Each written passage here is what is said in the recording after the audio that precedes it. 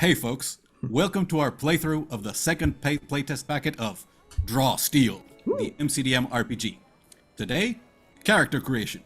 We've had it for less than 24 hours, so this is likely the longest it's ever going to take us to create characters. We have some form-fillable PDFs that we can use as character sheets, but there are no digital tools, there aren't even diagrams. The packet is plain text, hot off the presses. I've read the 100+ pages, but I also have a couple of previous versions rattling around in my brain, so mistakes are likely. Now, regarding the state of the game, it's advanced significantly since the first packet. The underlying math and dice system changed, but has now stabilized. This is the system that Draw Steel will use. There's going to be much content, polish, and balance yet to come, but it is a 2d10 system.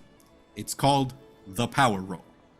You roll the dice, you add them up with a characteristic given you by your character, and the result will fall into 3 possible tiers. 17 or higher, great result. 12 to 16, average result. 11 or lower is a bad result. But even on a bad result, you still make progress. Bad dice rolls do not make you lose your turn. Now, there's a lot more to the system, and we're going to dig into it as we create our heroes. And this is how we first meet our heroes. At level 1, they have already accomplished great deeds, and they have some renown, even if only in their local area. They could be a talented youngster, or a grizzled veteran gearing up one last time. But something changed, and made them heroes. So, a couple of us already have an idea of what we want to create, so we can begin with them. Who wants to start? I think Juan should. Were you start. pointing? Yeah. Okay, sure. Okay. I don't know who am I pointing at. Yeah, it's like Yeah, so that's- confusing. What are you pointing Juan is to? there. No. Yeah. It's No. not confusing. No, you're there. Juan I is have like to point in the complete opposite direction. The red Okay. one. So we're figuring Zoom out, guys. Yeah. So last time I played Ragosh, who was an Orc Fury, and I had a lot of fun with him. I'm very excited about him, and I thought about giving him a second shot just to take a look at differences between the first playtest and this one. So I guess I'm just going to go with him because I have art and I have everything for him already. So That sounds I would like to give it a go. Yeah, even if you end up making all the choices that would be what ended in Ragosh last time, because the system has changed, some things will be different, and this time you'll have a choice. So we have 5 classes available: the Conduit, the Fury, the Elementalist, the Tactician, and the Shadow. Yeah, and we have subclasses for them. So Ragosh previously was just a Fury with some abilities, but now you could choose to make them a Reaver, a Berserker, or a Storm White, which would be particularly interesting. Ooh, okay. But we can go step by step on the suggested character making process. Let me share the rules. A lot of these will be easier since you have an idea of what your character is going to be. So, Yeah. step by step hero making. Coming up with the concept of the character. You already know Ragosh, you know what weapons they choose to fight with. But perhaps you could have some ideas of what Ragosh does outside of combat and what they did before becoming a hero. Yeah. So basically, I was thinking about Ragosh as a lone hero. I'm still thinking about what his backstory could be, but the gist is he's not with his clan anymore for some reason. But he really wants to go back and lead it. But he has to find them probably if they're still around. Wonderful. But also, he doesn't necessarily have the skills to be a leader, but he has the skill to kill a whole bunch of people, and he thinks that is really the only skill that is necessary. Yes. Wonderful. So that's where he's at the moment. So I'll think about. You already know your ancestry, and we have some wonderful art by the incomparable Grace Chung of MCDM. This is the iconic Orc Fury, Ooh, cool. Don't believe This is so cool. Yeah. It's so Wow. good. I don't believe Yeah. we have a name yet, but yeah, she is remarkable. He's so now- amazing. I want to be her. Yeah. So in your form fillable PDF, you may start filling in the bonuses that you get as an orc. Uh-huh. There is so- some wonderful fiction that gives you an idea of them, but you have two benefits: the Bloodfire Rush and Relentless. Which I believe are very similar to the first version, if I remember correctly. Yes, I believe we can even see some effects of the Bloodfire Rush in the art, as whenever orcs take damage, their speed increases by 2. This is 2 squares. Everything in the game works on a grid to be tactical, where positioning matters. And so speed increasing by 2 is significant because most people have a speed of 6. Right. And so 2 is a significant benefit. Yeah. But Also- you can only get this feature once per round. So it's not... It's you not get on hits all the and time. Your blood Yeah. fire, yeah. Right. Also, parenthesis to the audience and to you guys, it's my dog that is barking at something in the distance. I have no idea what it is. It's I'll just let him be, but okay. please excuse the doggo. Yes. It's He okay. wants to be part of this too. Yeah, they're He's cool. enthusiastic about this game.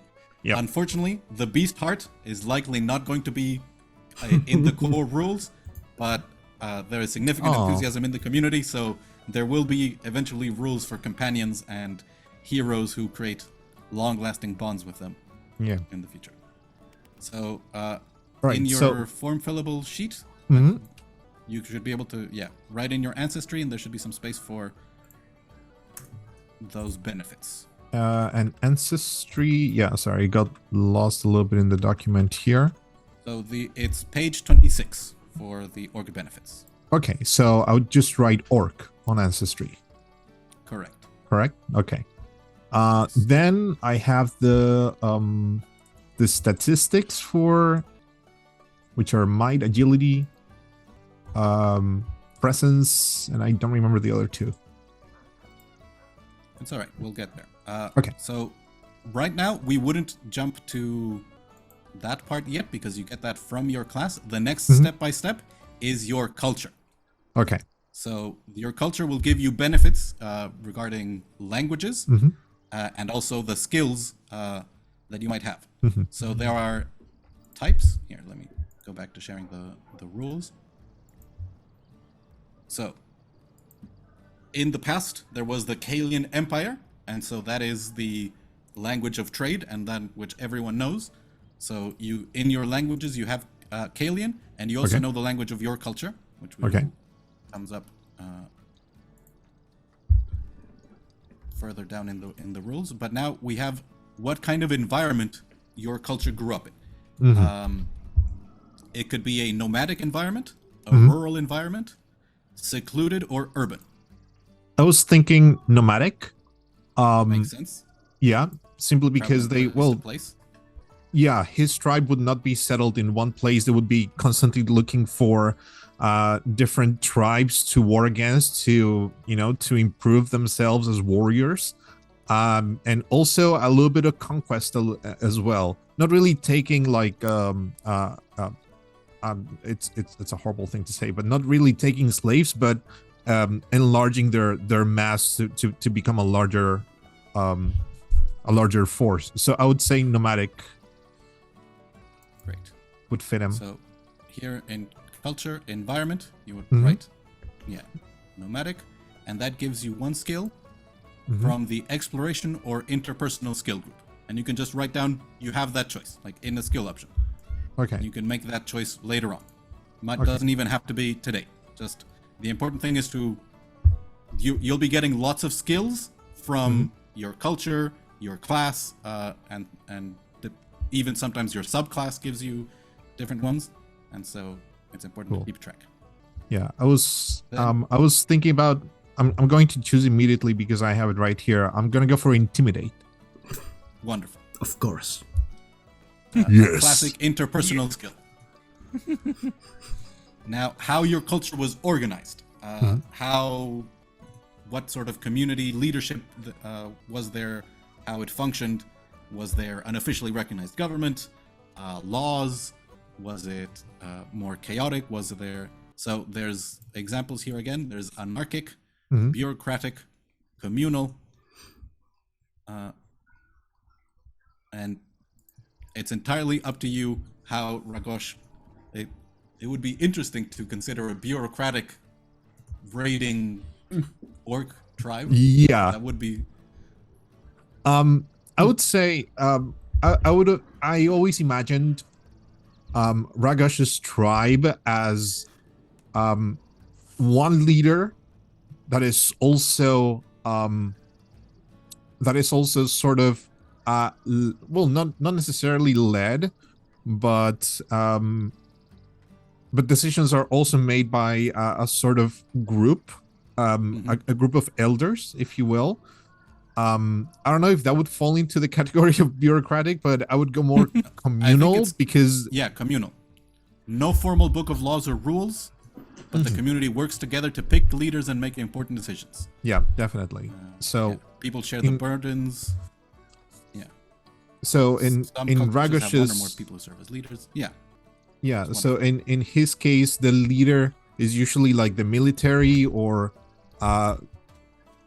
like a physical force, and then the elders would be the ones that actually manage all the other things, but it's always the head that takes most of the responsibility of the tribe. So I would probably go for that. So You gain one skill from crafting or interpersonal skill. so in organization, I would type down communal Correct. and choose one from crafting or interpersonal. Okay, then I'll think about it. Yeah. That I'll think about for a little bit. Sure. When there's a point where you have to make a choice, we could move on to someone else. But now is Okay. the upbringing in your culture. Mhm. So it could be academic, creative, illegal, a laborer, martial, or noble. Oh, definitely martial.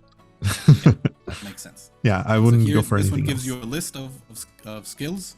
Mhm. Alertness, blacksmithing, climb, endurance, fletching, intimidate, which you already have, jump, monsters, ride, or track. So, as viewers might be able to see, there are lots and lots of skills.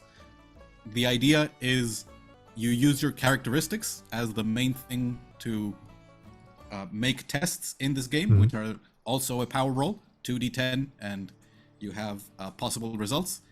And depending on the difficulty of the test, those results would be failure, success, and success with a reward, or failure with a consequence, just regular failure and then success, and then there's another one for hard. Again, I have to go back, but you can have easy tests, medium tests, or hard tests, and tiers are always the same. It's 11 or lower for the worst result, 12 to 16 for an average result, and 17 or higher for the best result. Right. And if you get a natural 20 on a test, that is an automatic success with a reward.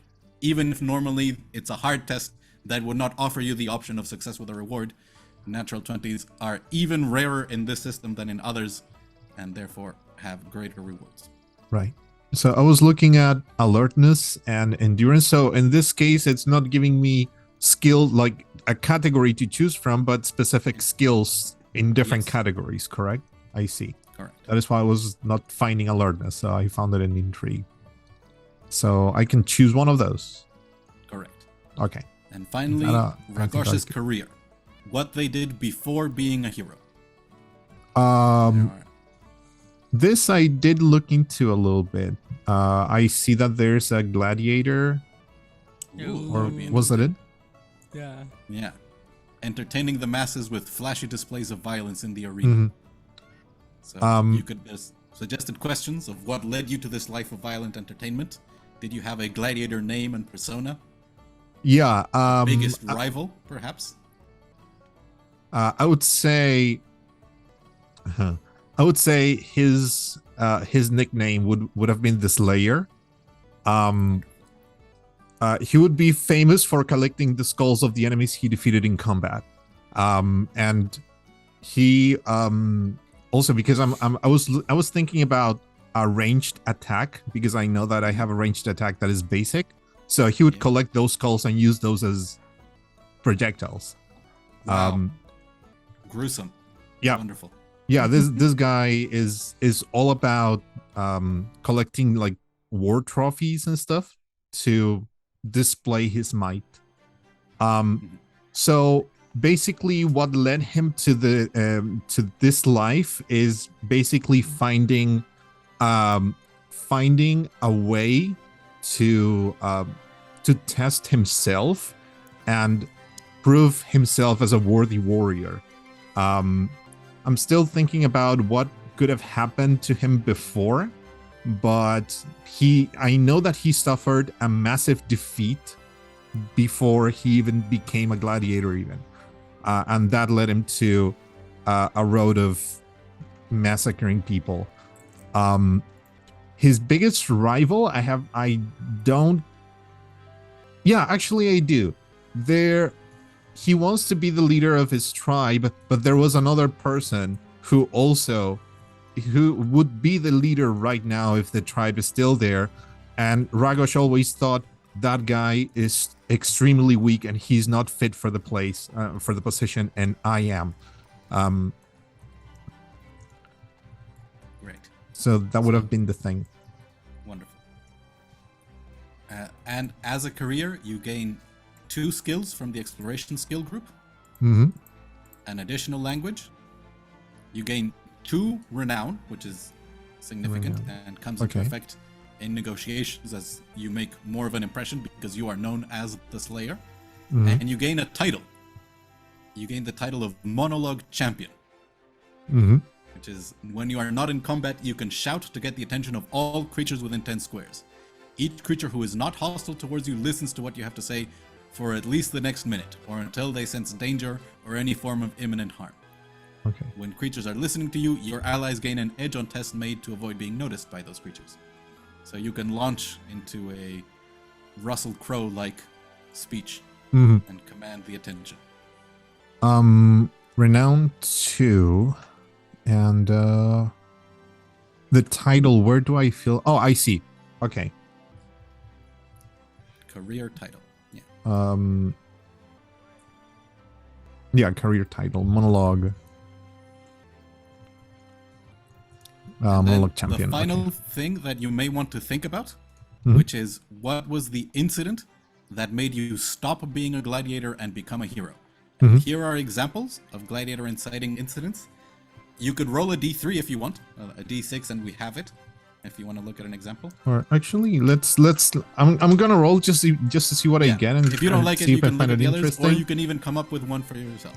Yeah. So 1, 2 is 1, 3, 4 is 2, and 5, 6 would be 3. And I rolled a 2, so they'll be betrayed, which could have.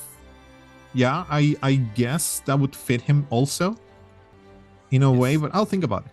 But yeah, this would be interesting. You would have a pre-existing beef with a local crime lord, and yet even though you held up your end of the deal, you were stabbed in the back, and you woke up in a shallow grave, barely alive, and ready to mete out justice.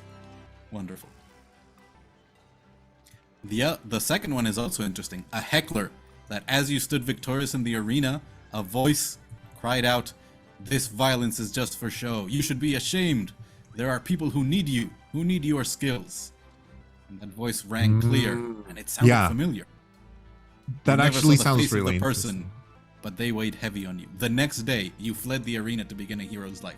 Yeah, I think that rings a little bit in the sense of maybe that voice was very similar to someone important in the tribe. Yeah, I think I would go for heckler in that case. Wonderful. But I'll change things around. Let me just find where I write that down. I'm just gonna write it as a note. Heckler. And now finally, we move on to your class. Before we move to class, sorry, because I'm looking at culture. It says environment, organization, and upbringing. Yes. So it was nomadic, communal, martial.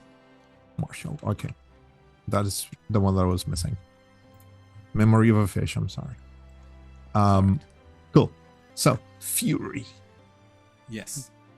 So this is where you have your characteristics. You start with a might of 2 and an agility of 2. And Okay. then there are arrays that you can choose for the rest of your characteristics. You could have another one at 2 and the remaining at -1, or you could have 2 at 1 and 1 at -1, or a 1 and 2 zeros. I see. Okay. I would say. Okay. Yeah, sounds good. Let's go with, and actually, please remind me of the characteristics. They were might, agility, Yes. Reason. Might, reason. which is strength and brawn, agility, coordination and nimbleness, reason, your Mhm. logical mind and education, intuition, your instincts and experience, and presence, which is a force of personality. Okay. Cool. I'm gonna go. Yeah, sure. Let's play it weird. Let's go with presence 2, but intuition. Actually, yeah, I'm gonna think about that. But Yeah. actually, let's And go. I think probably we can go over the 3 kinds of fury that we can have, and you Mhm. can think about what you would like, and we can maybe move on to a different character for now while you think of it. So Okay. there are 3 possible subclasses, Mhm. which here are called your primordial aspect. So Yep. you come from a tradition older than civilization, older than warfare, older than most of the world. You have undergone a rite of passage that revealed the building blocks of the timescape, the primordial chaos, and left an aspect of the primordial chaos inside you. As you channel the rage that shapes you, you can choose a primordial aspect from the following. Berserker. You channel your rage into expressions of physical might, acting as a living version of the forces that reshape the world. And it gives you the lift skill. Mhm. The Reaver. You channel your rage into instinct and cunning, challenging the false order of civilization. You gain the Hide skill. And the Stormwight. You channel your rage into the form of animals and primordial storms, and you gain the Track skill. Mhm. The Stormwight in particular is interesting because instead of choosing a kit, as most other characters do, Mhm. that would define what kind of armor and weapons you use, you choose a specific animal kit.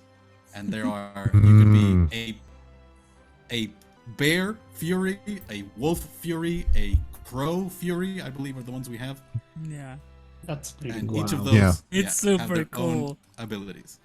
Yeah, that sounds awesome. I'm tempted to go with the new stuff, but also I know that Ragosh would not go with an animal if it's not to kill it later. This is you transform into the animal. You have Oh, a you hybrid transform form. into the animal. Yes. Oh, that actually sounds really cool. If Okay. you're a bear, you grow to the size of a bear, so 2 squares instead of the normal one. If you're a crow, you can be tiny, and then as your rage grows, you have a hybrid form where you can use weapons and your other fury abilities, as well as the abilities granted by the animal form. All right, yeah, I'll So think yes, about it. it is very cool. I recommend you go through them and pick what you would like. And I believe Yep. we have Alejandro and Helena who both have an idea of what they want to create. So Okay. If you, Elena, have want to go first, you Oh, sure. you can.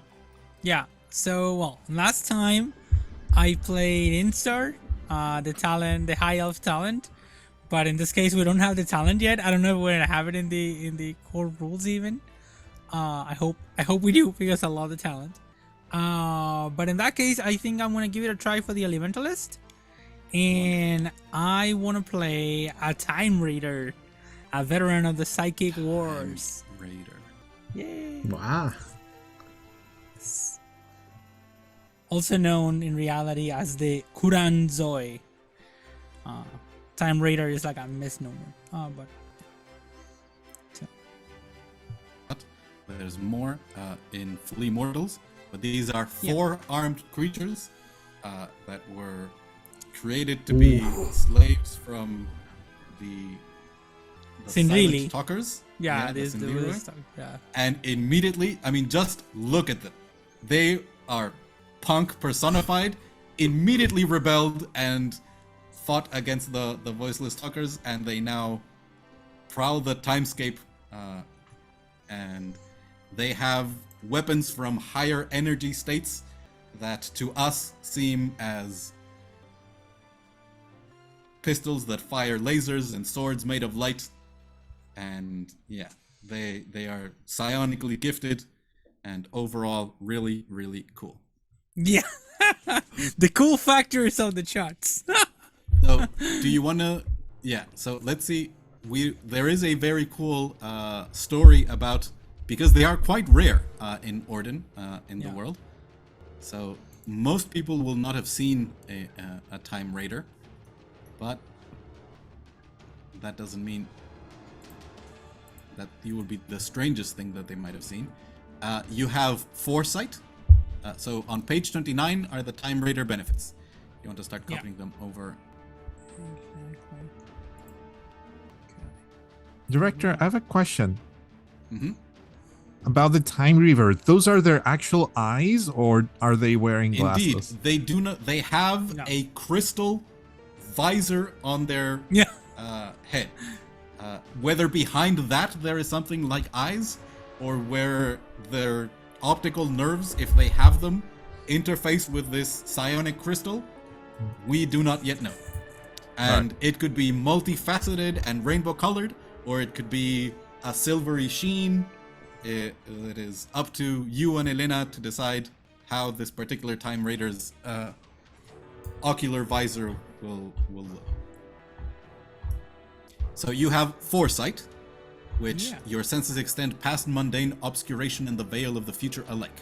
You instinctively know the location of any concealed creatures who are not hidden from you, which negates the usual bane on attacks against them. Additionally, whenever you are attacked, you can use a triggered action to impose a bane on the power roll, because you see it coming. You see possible futures, and you see the attack coming. So cool. And of course, you have four arms.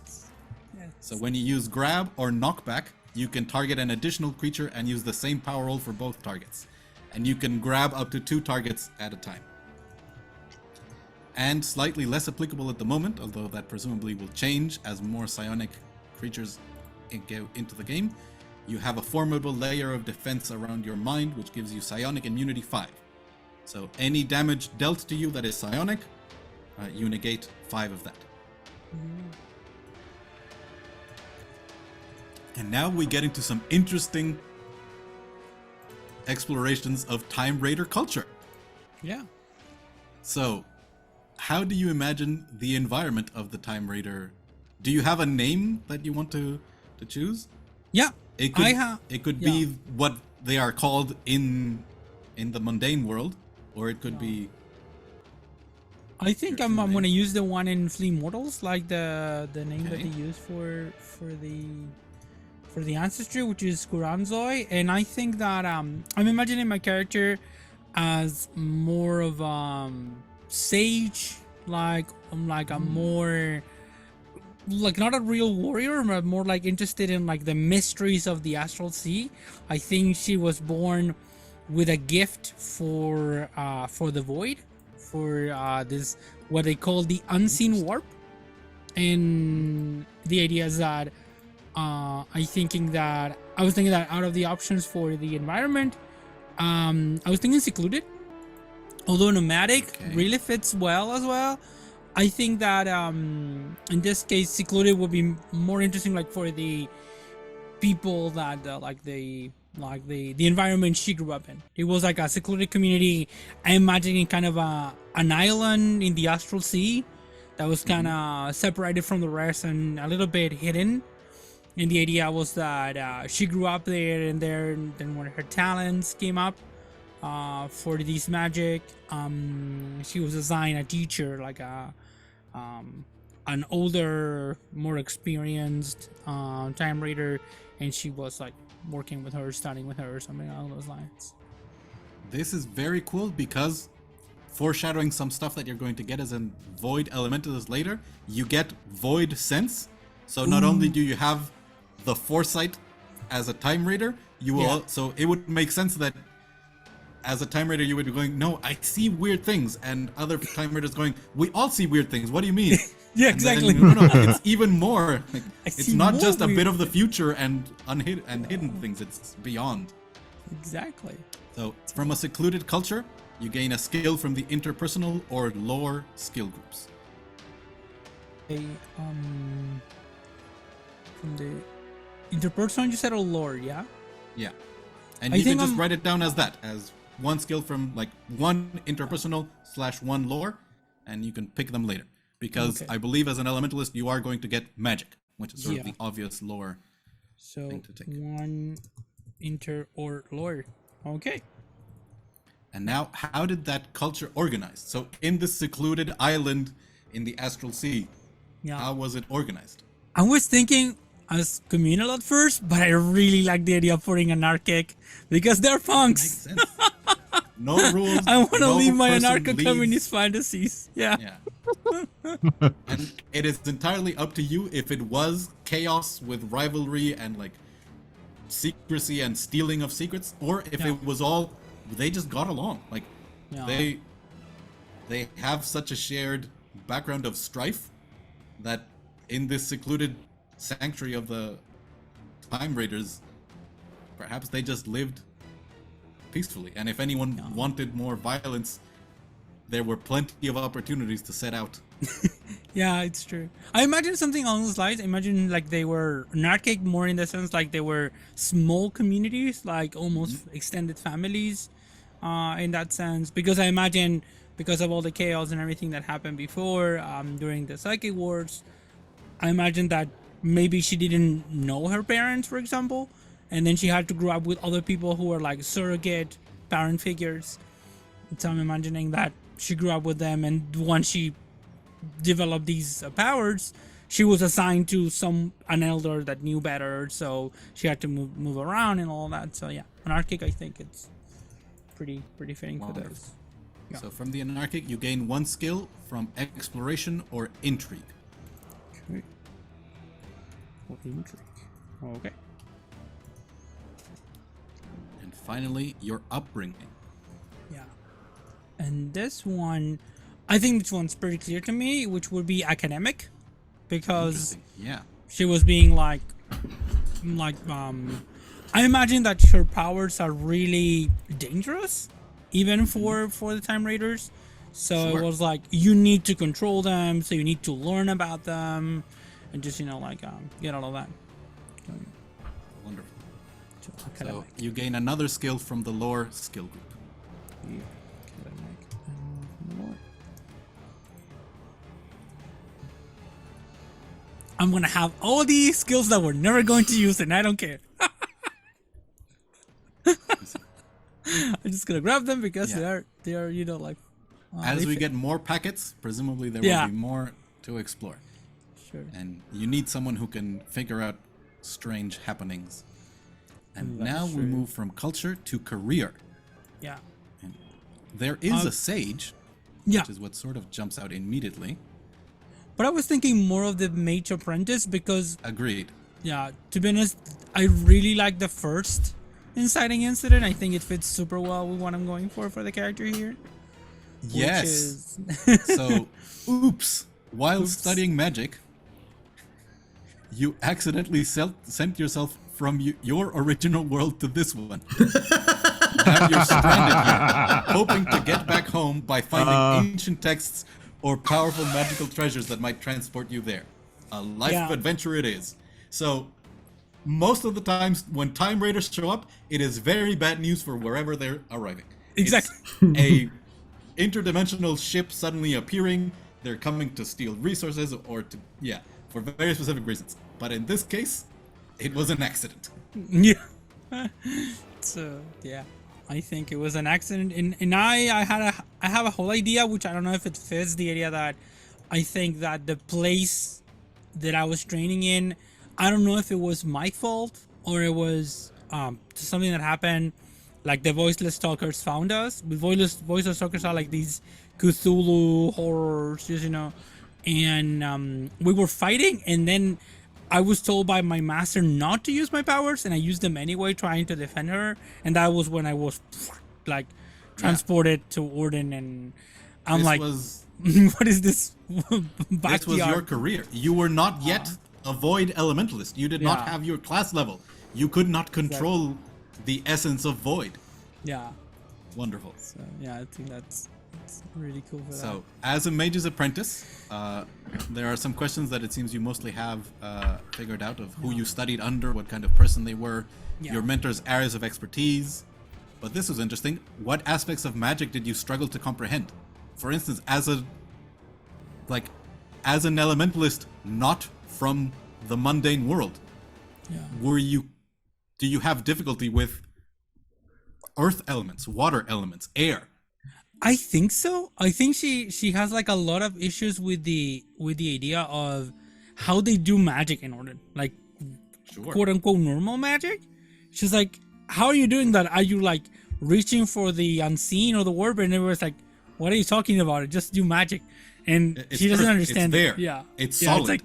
It's like no. Magic comes from you channeling this, endless void of, entropy or something, and people here have like no knowledge whatsoever. So yeah, I think definitely she probably struggles with that. And also I think with the idea of how all of these people see the world, I imagine she has a more scientific approach to reality and knowledge. And so a lot of the things, like for example, if we have a conduit and they start talking about gods and stuff, like I'm gonna be, what's that? Where do they live? Where do these gods live? Yeah. So I can talk Gods to them. aren't much of a thing in the higher levels of the timescape. Yeah.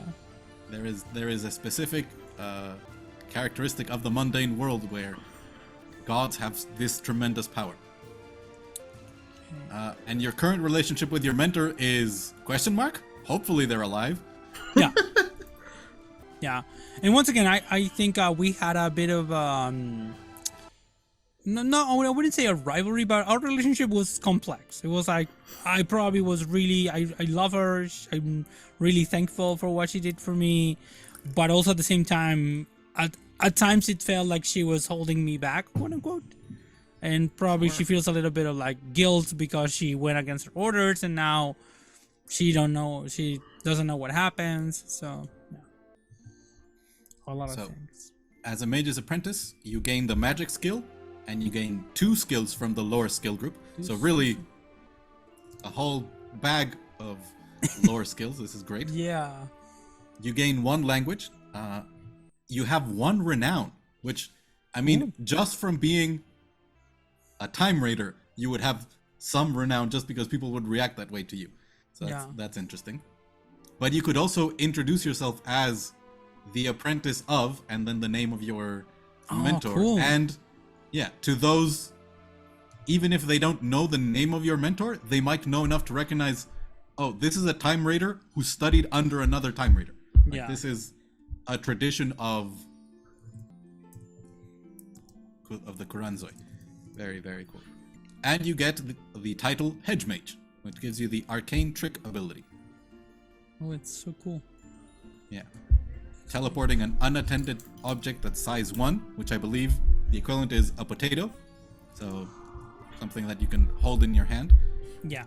And you can move it from something that is within 1 square to within 1 square, so not very far, but still pretty cool. You can create a shower of harmless, noisy sparks that give out light, ignite or snuff out a mundane light source, make 1 pound of edible food taste delicious or disgusting, exude a particular odor you've smelled before that can be sensed within 5 squares of you, but cannot impose a condition or other drawback on creatures. Or you can, this might be particularly interesting, placing a small magical inscription on the surface of a mundane object, or remove an inscription that was made by you or by another creature using arcane trick. That's cool.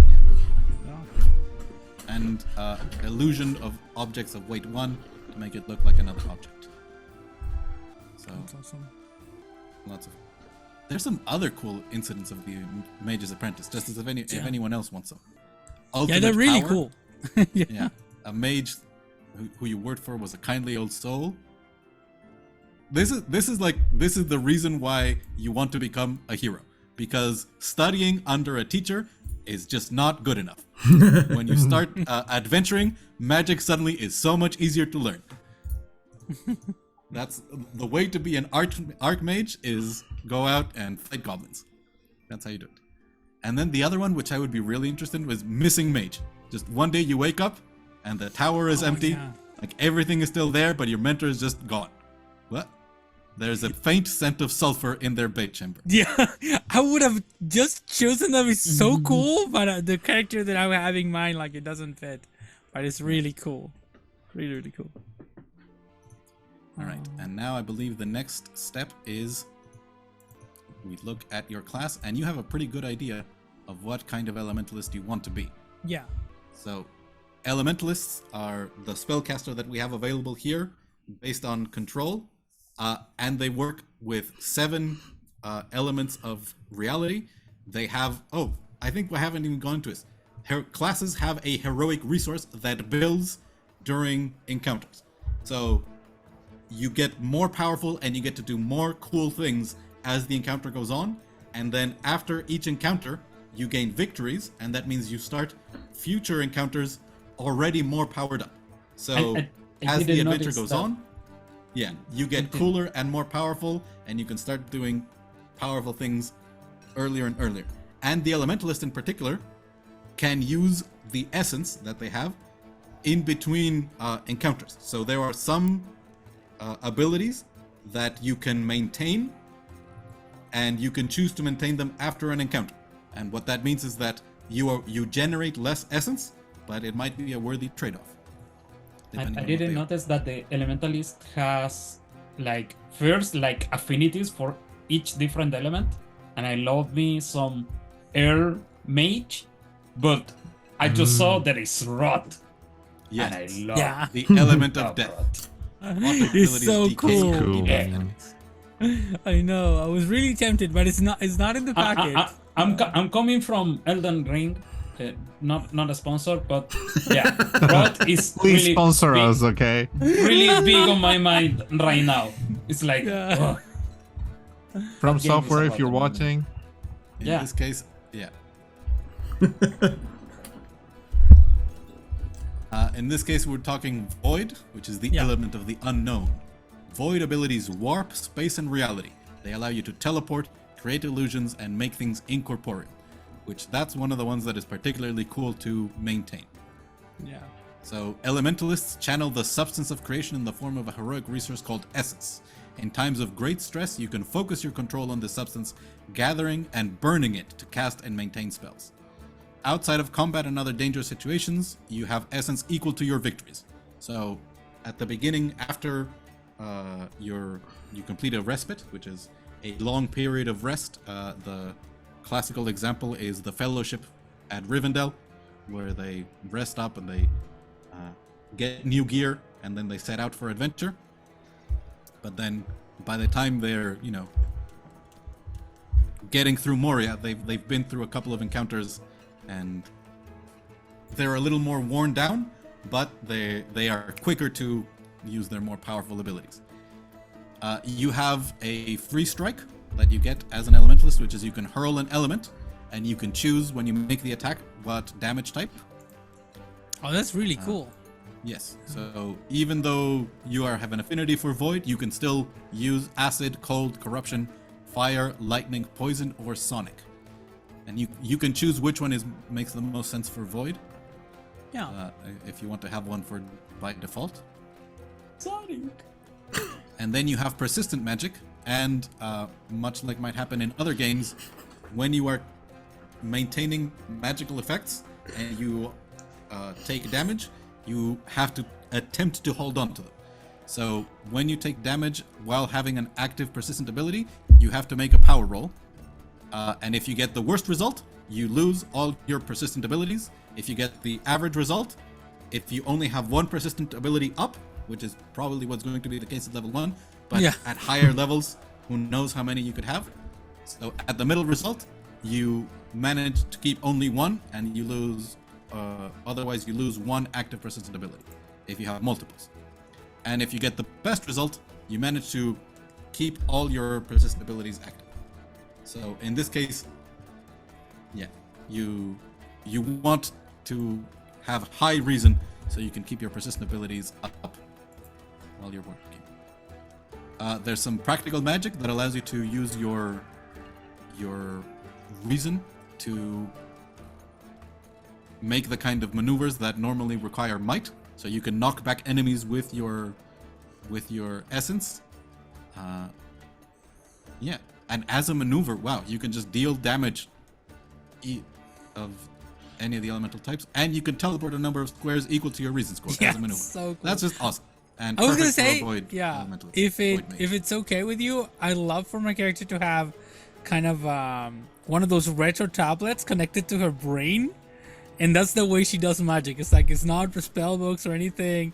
It's like some kind of a weird device, and she tells everybody else that this is like a magical object or something, but in reality it's like a kind of a retro data pad or something that she writes orders in, and that's what unlocks like the secret formulas in her brain to do some Wonderful. stuff. Yeah.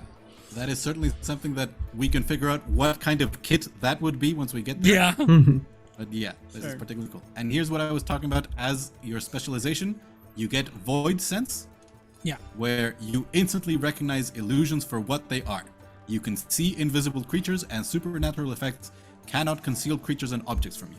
You always know if an area or object you observe is magical or affected by magic, and the specifics of what that magic can do. And you can spend essence to share it with others. So that's very cool. So yeah, It's pretty. it could be something from your visor or something from the data pad that you have that Yeah. highlights objects and areas, and yeah. Oh, kind of like I'm imagining like a Predator style. Like, Sure, a heads-up display. Yeah, I'm imagining in the visor or something. It's pretty cool. Very cool. And here you get to choose your signature abilities. So Yeah. there's a few that are void that I assume you want to take because Yeah, I was looking lowers at the them essence yesterday, of the and I was like, probably I could combine some, but for the first time, I want to give a try like to full void. I want to choose all of them that are void, which I think there's one per. Yes. Because one that is like a signature, one that requires 3 essence, and one that requires 5. So I'm probably gonna grab all of those. So in that case, the signature ability you get from your class, because you'll get another one from your kit, is Yeah. Void Ray. A beam of energy corrupts and hinders whatever it touches. On the worst result, it does 2 corruption damage. The middle result, you get 6 corruption damage and slowed until the end of turn. And I believe that is the end of the target's turn, not Oh, cool. yours. So, Yeah. and then the most powerful result is 9 corruption damage and slowed. And those do not require essence. You can do those at any time. Oh wow, and it's range 5. This is really good. And depending on what kit you choose, that range will increase. Yeah, that's true. Then the Stare into the Abyss. 3 essence, and you generate 2 essence per turn, which means starting out without any victories, you'll have to wait until your second turn to be able to do this. Oh. But as soon as you have 1 victory, the next encounter you start with 1 essence from your victory, and then you gain 2, and very first turn you have 3. So in 1 encounter you can now do this. Oh no, wait!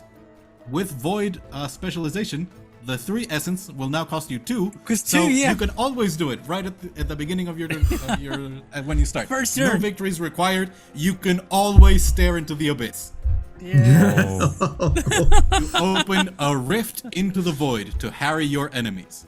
A 4 cube within 5. So within 5 squares of you create a cube that is 4 by 4.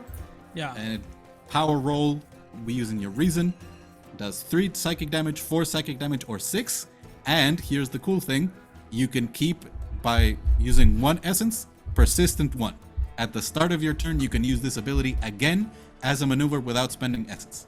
Yeah. So- it stays there and it hits everybody Yeah. in the cube. It's You so open cool, the rift like- into the void, Yeah. and you can choose to keep the rift open. And I it just love it. continuously assaults the mines as a maneuver. So you can still use your void ray or other Exactly, things something and just else. keep the rift open. So good. The way actions work in this system is you have your action, which is the main big thing that you do. Then there is a maneuver, which tend to be these faster effects, and then your movement.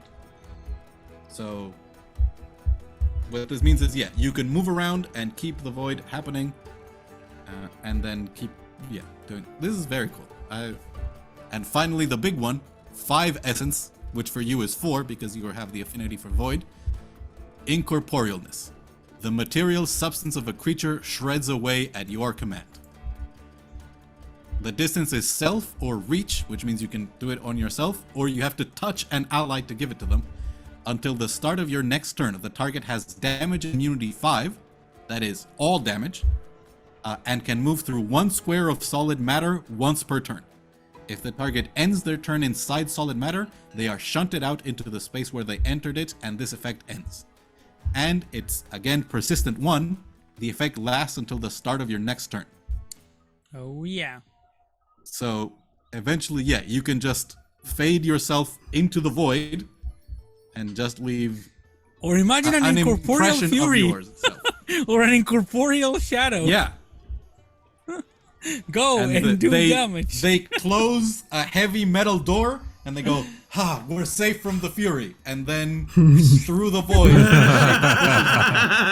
they are not safe anymore. Yes. Awesome. Incredible. Okay, so now there's kits, and this, I think you have some choices to make. Yeah. So caster kits are, I believe, further down. Yeah, it's the second version. Page 69. So Nice. while you go through the caster kits, we can move to Alejandro, We thought and about I the believe same. our shadow. Okay, Elena, I'm gonna So- send you something. Okay. Oh, Thank you. do you have something you would like to share with the rest of the group? Juan? Actually, if you wanna, I would love that.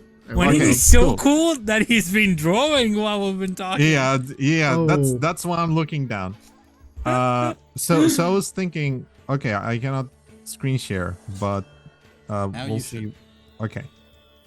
So I was thinking, because you gave me some references already for what your character would look like, and now I messed up the app. So give me a second here. But there we go. So I just wanted to share a couple things. So this would be Ragosh. Oh. Oh. This would be something we were talking about this the hack-on. So this is what I imagined maybe, Okay. but we'll see. And I was thinking you're about making this Alejandro for, Oh, fuck yeah. I was thinking something about this, like very kind of Sombra from Overwatch inspired a little bit. And it's like data paddles, like that and the Mohawk idea that you gave me. Yeah. So here's, I don't know if I like that version of the visor, we can workshop that, but if they don't use it, I think it's perfect. Like, it's working super well for me. Yeah. Juan, That Yeah. is incredible. what the fuck? Uncanny. So good. dude, A real wizard, people. Yeah. A real wizard. I need to practice, so I'm gonna use all the opportunities I have. All right, let's continue. Thank Yeah, you. let's go with Alejandro, dude. I Wow. want to draw more. Let's Yeah. go. All right. So, in the previous playtest, I was playing a good elf shadow that came with a pre-gen character, and now I'm going to continue playing the shadow because I really like it. I want to see the difference too. But I was thinking on changing the ancestry to a different one since I can do that now. I was planning. I really like the Hakan as an idea. Sadly, it's something that I would like to try when we force Daniel to run a campaign on this system. Please, because I really want to Please have and thank you. a big moment for my fated death. Yeah, you're Yeah. Yeah, my doom. Hakan's so good. So I wanted to go with a devil actually now. incredible. Because the original idea that I have for my for Kaya, my previous shadow, something I just had in the background because it was a one shot, a pre-written adventure, so we didn't have anything for backstory coming into play. But I wanted to have him like run either a thief's guild or an assassin's guild, and the people in it was like his family.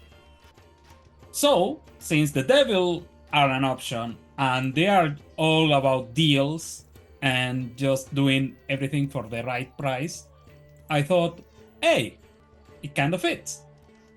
So maybe grabbing all other devils, like they're stranded here in the material plane. I don't know how it is called. Orden? Orden, yeah, the world. And say, hey, here we don't have to watch our backs all the time. We can have something nice here, and we don't have clowns killing people. They are the ones paying us for doing it. So what not? Why not? Let's do it. Wonderful.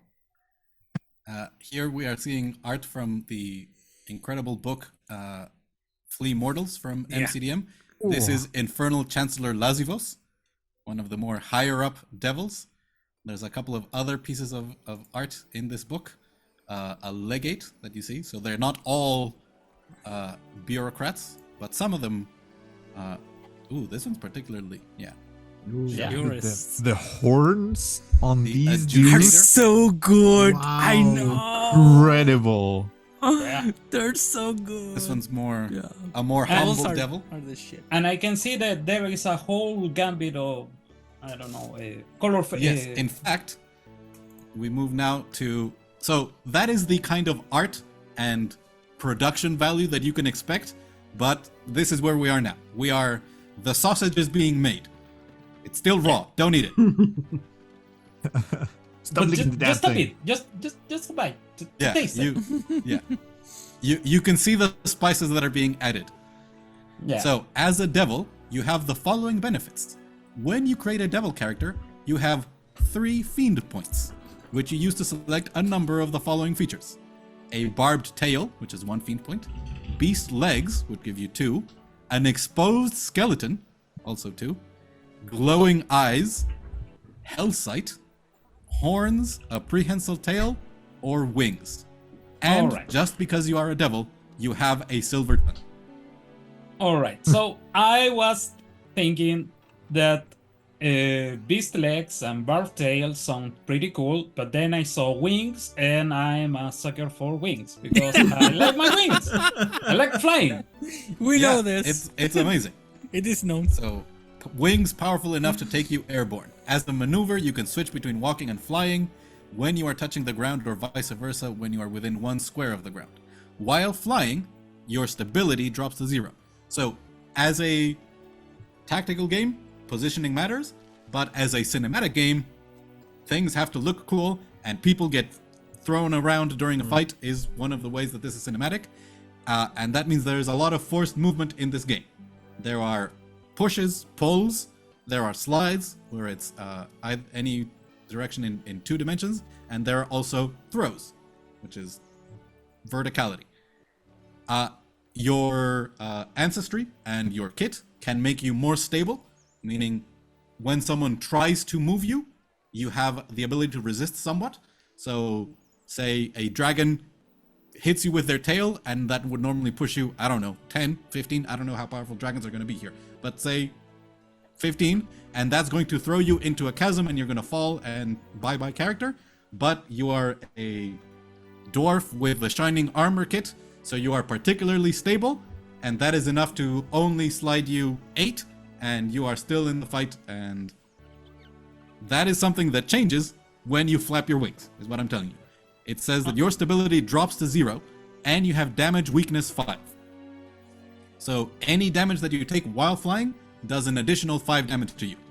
And at first level, your stamina ranges anywhere from like 15 if you're a particularly weak character to 30 if you're particularly beefy. I think the maximum is something like 33 or 36 as a dwarf shining armor or dwarf mountain. So what I'm saying is damage weakness 5 is a lot at first level. Try not to get hit while flying. Yeah. Reading all of this is like, maybe I don't want to go with wings, But it's so I'm going cool, to. I'm though. going to try. I'm going to try anyway, because now, and we are going to see it later, as a shadow, I can teleport to a lot of places. And now I have 3D movement to teleport. And that's pretty Wonderful. cool. You still have 1 point left over. Yeah. Yeah, and the final one is horns. Horns. Wonderful. Your cherished horns are a hardened representation of your force of will, granting you an edge on presence resistance rolls. Oh. So resistance rolls, much as what they sound like, are an ability of another creature or an environmental effect is trying to exert an effect on you, and you are trying to resist. So in this case, you would be rolling 2d10 plus your presence, and in this case, you would have an edge, which is you would have a +2 to that roll, which considering at first level, your characteristics, your best characteristics is a 2. So adding an edge on top of that doubles what you're adding, so it's a lot. Yeah. So yeah. I Your didn't horns- read anything that it does. I just want the horns. It's good. Because, of course, I'm adding a tail. I know Yeah, you can have a everyone is tail going to say it. if it's It not- as doesn't long do as it's- anything. Yeah. Yeah. It's just a nice tail. So yeah. You can have definitely. beast legs that are not powerful beast legs. They can just be beast legs. Yeah. Yeah. You could have an exposed skeleton that is not super strong. It's kind of fragile. You don't want to get it hit because it breaks. But then it's easier to set it, right? My ribs, no. To cast on. All right. So yeah, a devil. All right. So feel free to fill that out in your character yeah. sheet as a devil with horns and wings and a silver tongue. Because This of is course. an ancestry. Devil. Yes. And the silver tongue, it gives you that you can twist how your words are perceived to get a better read on people. You gain an edge when attempting to discover an NPC's motivations and pitfalls during negotiations. Perfect. We are discussing murders here. So yeah. Now, do you want to go into culture of hell or of your time in the mortal world? There is a culture, like it is. Like, There are the 7 cities of hell. Like, do you want Yeah. to take those? So I would say that sure, my culture during my time in hell. wonderful. So you could be from the 7 cities, or you could be from somewhere else. So I could would be from say an 7 urban cities, culture. and Sure. I'm taking like bureaucratic. What does that? 1 skill from intrigue or lore. I think a lot of your choices will give you intrigue. So much like our Void Elementalist will have a bunch of lore skills, you could wind up with a bunch of intrigue skills. Yeah, let's go bureaucratic. It does make sense. Makes a lot of because sense, I'm, yeah. I'm So a devil. urban and bureaucratic. Wonderful. Yeah. It's like I was like middle management and I hit it there. I got summoned. I got stranded. It's like, fuck, I can be the boss here. Now, if you're middle management, that's an interesting upbringing.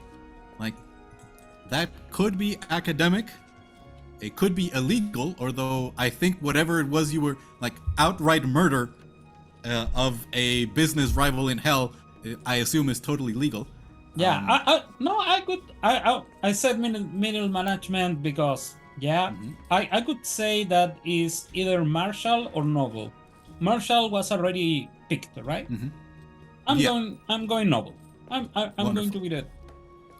So, and that gives you a skill from the interpersonal skill group. Also incredibly necessary in hell, where the consequences of having a rival for a promotion could be significantly more lethal than in our current reality. What I just choose was my career, right? Yes. So you in environment you chose urban, which gives you 1 skill from interpersonal or intrigue. Yeah.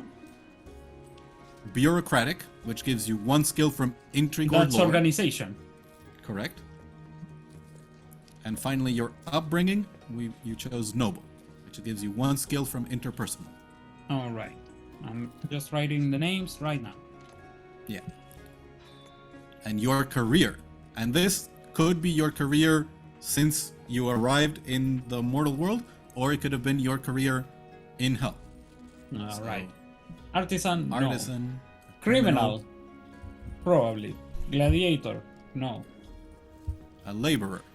Is more No. intended for manual labor. A mage's apprentice. A performer. No. A sage, or a soldier. Again, there will be more careers later on, but these are the ones we have available. Let's go with criminal.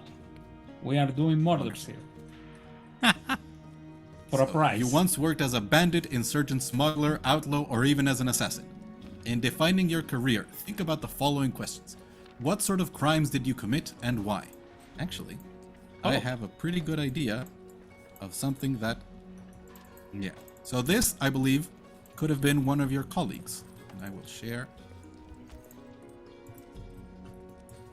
This was before or after I got stranded on Orden? Up to you. Sure. I'm going to think about that later. So, Ooh. this is a Shadow Illrigger who clearly has been contracted to do some work out here in the mortal world. So this is the sort of work that your character might have been doing. Oh, that is so good. Yeah. MCDM art is... Listen, Dude, they cooked. clearly That's I am fine. not objective, okay? Despite that, We know that, yeah, don't worry. Yeah. I want that. I want that alright, shirt so criminal. bad. So good. so, back to... Well, we can look at that while we discuss your criminal career. Did anyone help you perform your illicit activities? Presumably you were part of a bureaucratic organization. You had Yeah. to file your Back then, gear requisitions. And now, like I said, I'm pulling all devils. Like they are stranded. It's like we can have something nice here. Like you come work for me. We do jobs. This It's makes nice. sense. You have the skill that it gives you is the criminal underworld skill and 2 skills from the intrigue skill group. So yeah, you are familiar in how the criminal underworld organizes itself and how it could be even better organized. Yeah, You bring and best just- practices from hell. fresh ideas Indeed. to the world. You gain 1 language. You get 50 project points. So compared to other careers that give renown, in this case you get project points, which are useful for research, which is one of the main ways that crafting will work in the system. So 50 research points is about enough to get, I believe the scale is 50 is about a consumable healing potion. Like 50 research points is enough to do that. Or in your case, maybe a poison that you could have as a magical poison that you could use. That sort of thing. Right. For more permanent objects, it's like another order of magnitude beyond that. And you gain a title, Lucky Dog. When you fail a test using any skill from the Intrigue skill group, which as we've established you have a lot, you can roll a d6. You lose stamina equal to the roll and improve the result of your test by 1 tier. Whoa. You can make this roll only once per test. So you can sacrifice you can push yourself extra and jump up a tier. There's only 3 of those. So if you get the worst result, you can jump to the middle Yeah. one. Or if this one is the most likely. So if you really want to get the best result, you have a really good... Wow. Yeah. I like it. There's a reason you were so good. Now, the inciting incidents perhaps might not fit the kind of interdimensional assassin that we're picturing, but we can go through them. So there's the incident of you show the text. yeah. Atonement. The last criminal job you pulled led to the death of someone or the destruction of something you love. In order to make up for the loss you caused, you left your criminal ways behind and became a hero. Friendly priest. You went to prison for your crimes and eventually escaped. An elderly priest took you in and shielded you from the law, convinced that your soul wasn't corrupt. They never judged you for your past, speaking only of the future. Eventually, the priest died, imparting final words that inspired you to become a hero. That 3. one would be cool, but the priest literally must be blind. Like, my I dude. mean, listen. In this setting, a devil is just someone native to hell. There's plenty of good people that are there. They just probably don't have a very good time down there. All right.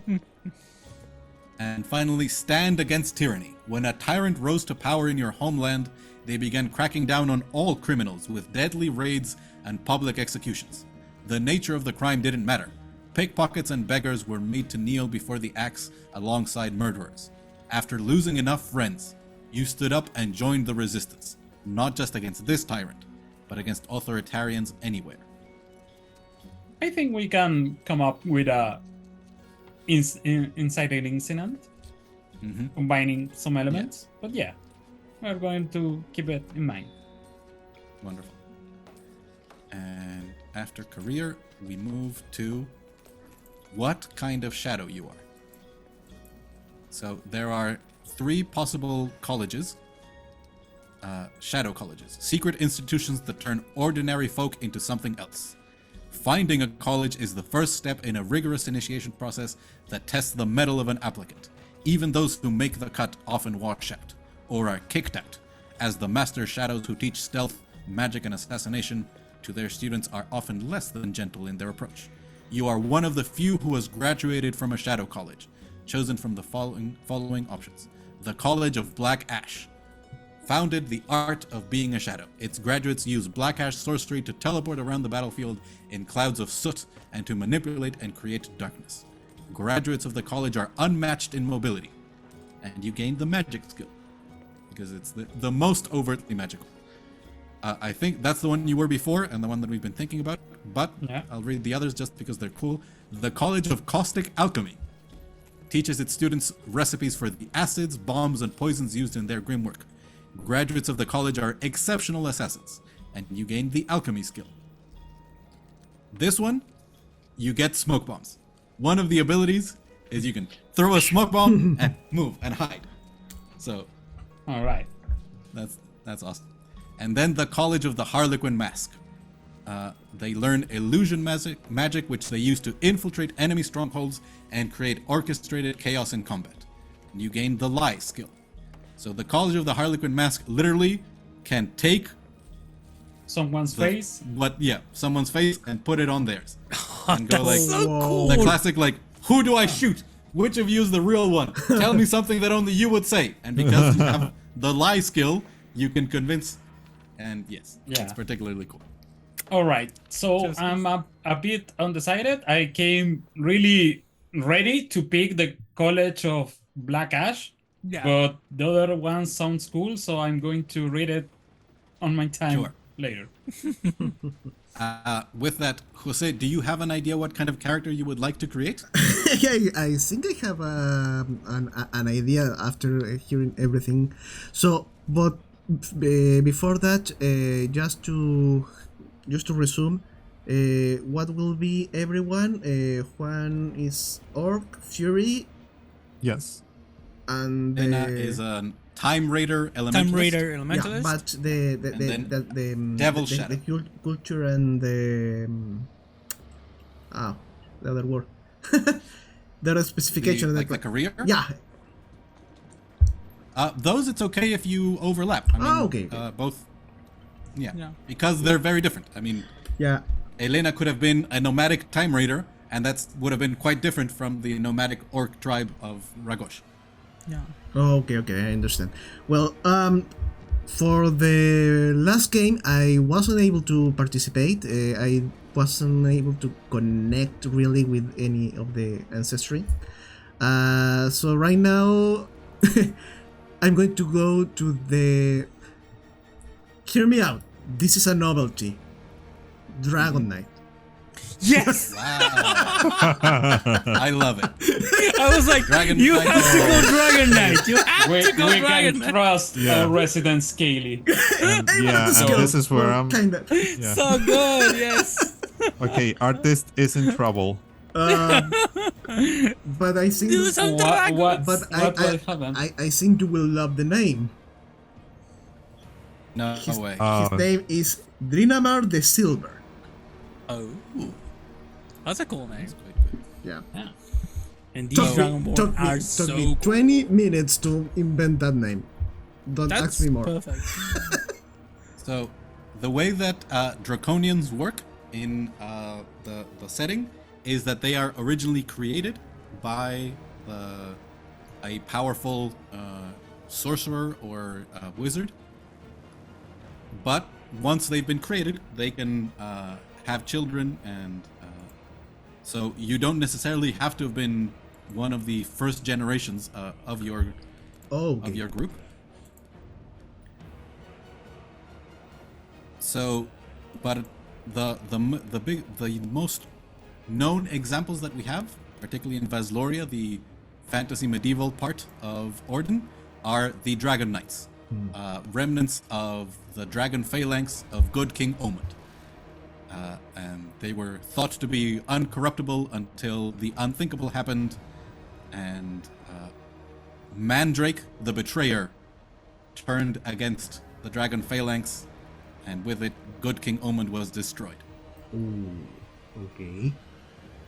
So you could choose to be one of these Dragon Knights who, by now it's been about 20, 30 years since they were at their height of power, or you could be a descendant from them, or you could be from somewhere else and you've arrived in this place and you don't you probably might have heard that people are weird to Draconians in Vasloria, but you were like, well, I'm just gonna go to this nice port city just for a quick stop. I'm not gonna go into the inside where it gets weird. I always play with weird characters, but I think that I never play with a really goody two shoes one, a noble one, or a good person. José, Yeah. there is an Orc Fury, Uh-huh. a Time Raider, I was Elementalist, thinking and a that. Devil Shadow. I think You are not normal here. You can go wild. Yeah. No, man. You can be your moral center. For sure. Sadly, Daniel honestly- isn't playing. honest. He's the yeah. he's I the know. anchor. I know. And honestly, that was I thinking. They need a moral compass. If not, they're doomed. So yeah, maybe a recent one. I don't think that my character will. If you want to be a idealist, good person, you need to be idealist, optimist, and don't have that big trauma. So maybe someone young. Sure. And yeah, you could have grown up hearing all the stories of what the Dragon Knights used to be, And be admire filled that with idea. the idea that you could be that again, right? I mean, the people, the common folk of Vasloria, it's like superheroes, right? It's like it was the Justice League. They were the greatest, and Yeah. it's been decades, and it's been terrible since they've been gone. So, yeah, that's Yeah. awesome. And silver scale. That's Yes. So, as a Dragon Knight character, you have the following benefits. Let me switch over to the rules. By the way, I'm going to write this on paper because my keyboard is really noisy. Understood. You have Wormplate, which your hardened scales grant you immunity 5 to one of the following damage types: cold, corruption, fire, lightning, or poison. You can change your damage immunity type while out of combat. Oh, cool. So if you know what you are fighting, you can Yeah, I can change it. I'm not limited You to could one prepare. specific and... Nah. And as a Dragon Knight, the legacy of the Dragon Phalanx lives in you. Choose one of the following benefits. So, of these that are down here, you get one. A Draconian Rush. As a maneuver, you can fly in a straight line up to your speed. Until you reach level 6, you must end your turn on a solid surface or fall, and then fall prone. So, you can choose to have wings even if you don't get the Draconian Rush, but this is what you need if you want to be able to actually fly. With a Draconian Guard, when you or a creature adjacent to you is attacked, you can use a triggered action to swing your wings around and guard against the blow, reducing any damage from the attack by an amount equal to your level plus your victories. So as the adventure goes on, your wings become stronger and stronger. Like they were shields. And then, yeah. I'll have to check. For now, let's think if Draconian Pride is part of the elements of the Dragon Phalanx or not. But it's a Draconian Pride. You let loose a mighty roar to repel your foes and shake their spirits. It's Area Burst 2, which does damage. It pushes, and if you get the best result, which you can do with Might or Presence, it produces Frightened until the end of their turn. Oh, that's so cool. Yeah. And if you do this in consecutive rounds, you have a Bane on the power wheel. So basically, you can do it multiple times per combat, but you want to try and stagger them. But do it every. The Dragon Pride, it's one choose between the three of them, right? Rush, Guard, and Pride. So either Rush, Guard, or Pride. I would say Guard, just taking a concept of another character that I had. I think it was a very good idea, yeah. Mm-hmm. Yeah, that one, Helena. I'm privy to most of your characters. I'm sorry. I know, I love it. I think it's awesome. Your culture. Yeah. This is particularly interesting. Sorry, Draconic Guard because it was could be almost any of these. You could be. It wouldn't be a huge enclave of Dragon Knights that would have raised you. It might be 2 or 3. Like it might be your parents or a close relative. And that could be nomadic because you were moving constantly to try and avoid the forces of Ajax that were seeking to capture you, or it could be rural where you grew up in a small enclave where people knew not to ask questions and not to say anything that you were there. That could also be secluded if it was literally you were living in a cave or in a small cottage, completely isolated. It could be urban if you were some of the Dragon Knights that fled. You did not grow up in Vasloria, and then you've decided to return. Like you grew up maybe even in Capital, like the greatest city in the world, and where you could be accepted, where Ajax could not reach you, but you decided to go back to where the Dragon Knights came from and chose to fulfill their promise. The Dragon Knights are being hunted. Yes. Okay. And have been for decades. Ooh, since King Omen was defeated and Ajax took control of Vasloria, there are bounty hunters, essentially. That if they hear a rumor that a Dragon Knight is in a town, they'll arrive and they'll start interrogating, because they know that if they can deliver a Dragon Knight to Ajax, they're set. Like they can retire with that kind of reward.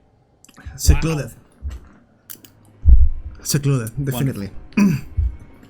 Makes all sense, yeah. So, when people live together in close quarters, they typically learn to get along. They often spend much time in study or introspection, as there is not much else to do in seclusion. So you can gain 1 skill from the interpersonal or lore skill groups. So, mark down that you have 1 skill choice there. Interpersonal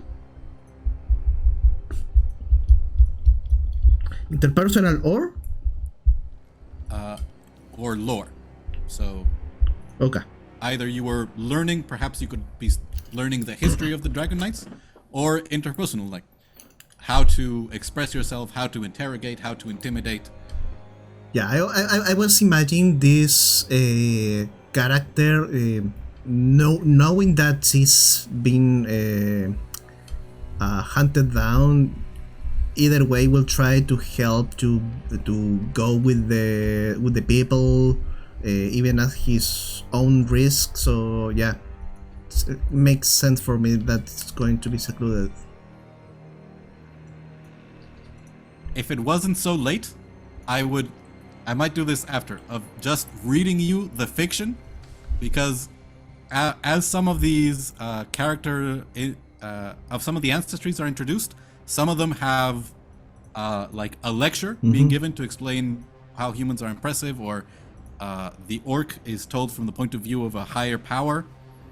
And then there's a few that are telling a story of iconic heroes. And the Dragon Knight entry It's so is good. It's the really story good. of Sir John, who is this guy, trying to recruit one of the last Dragon Yeah, Knights I wrote it. to bring him out of retirement. Oh yeah. Yeah, that's so cool. And It's really cool. I love it. so, yeah. And what's more, that story then continues later on. Like it ends one way with the Dragon Knight, and then the Sir John and other iconic heroes show up in later entries in a very, very cool way that I can't wait to see fully realized with art.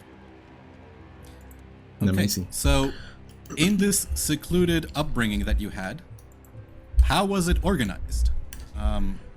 Sort of hard to picture a bureaucratic organization in that, but you could, like, if you wanted to have a strict code of the Dragon Knights, you could if you wanted to. Communal is the one that jumps out to me as the one that makes more sense, because it would be just a handful of you or even less. It's entirely up to you. Like, were you taught by 1, by 2, or 3? It could have even been no other Dragon Knights, and your egg was entrusted to a handful of humans who swore to raise you in seclusion. I would love that, but I think that I used that idea before. So communal, maybe another Dragon Knight was the one who raised me. Wonderful. And in a communal upbringing, you gain 1 skill from crafting or interpersonal skill groups. So So that could be blacksmithing to help you maintain and you keep your equipment in order, or it could be alchemy. There are many interesting. And finally, upbringing. There's a couple that make sense. Martial jumps out immediately, but it could even also be noble, depending on how much they taught you of how to present as a knight. to be a noble, you don't need it to be a noble, right? It's just act like one, like the presence, or you need to have a title. Well, but you could have a title, right? Like if you contend that you are a knight of the Dragon Phalanx, and you carry the vestments and the artifacts of of the other Dragon Knights. Yeah. That's a form of nobility. Noble was the one I was looking for, just for the imagine of the knight in the shining armor. Wonderful. So, as a noble, you gain 1 skill from the interpersonal skill group.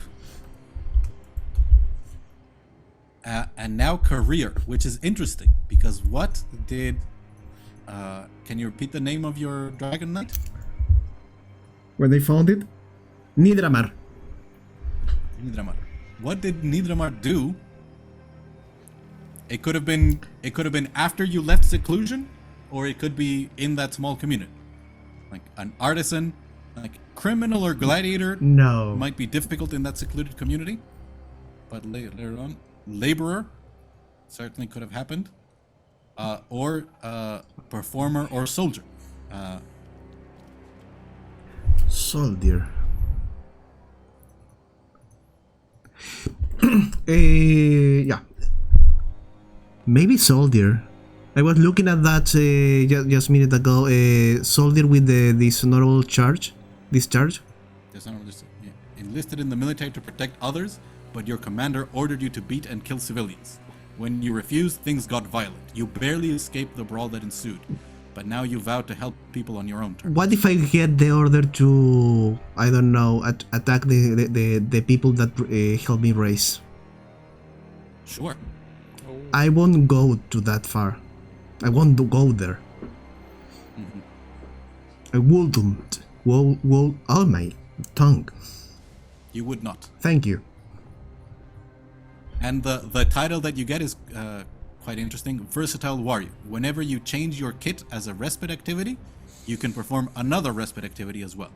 So you are used to changing out your gear, and therefore can get more out of respite. As well. Okay. I'm looking at now some other titles. A laborer has team backbone.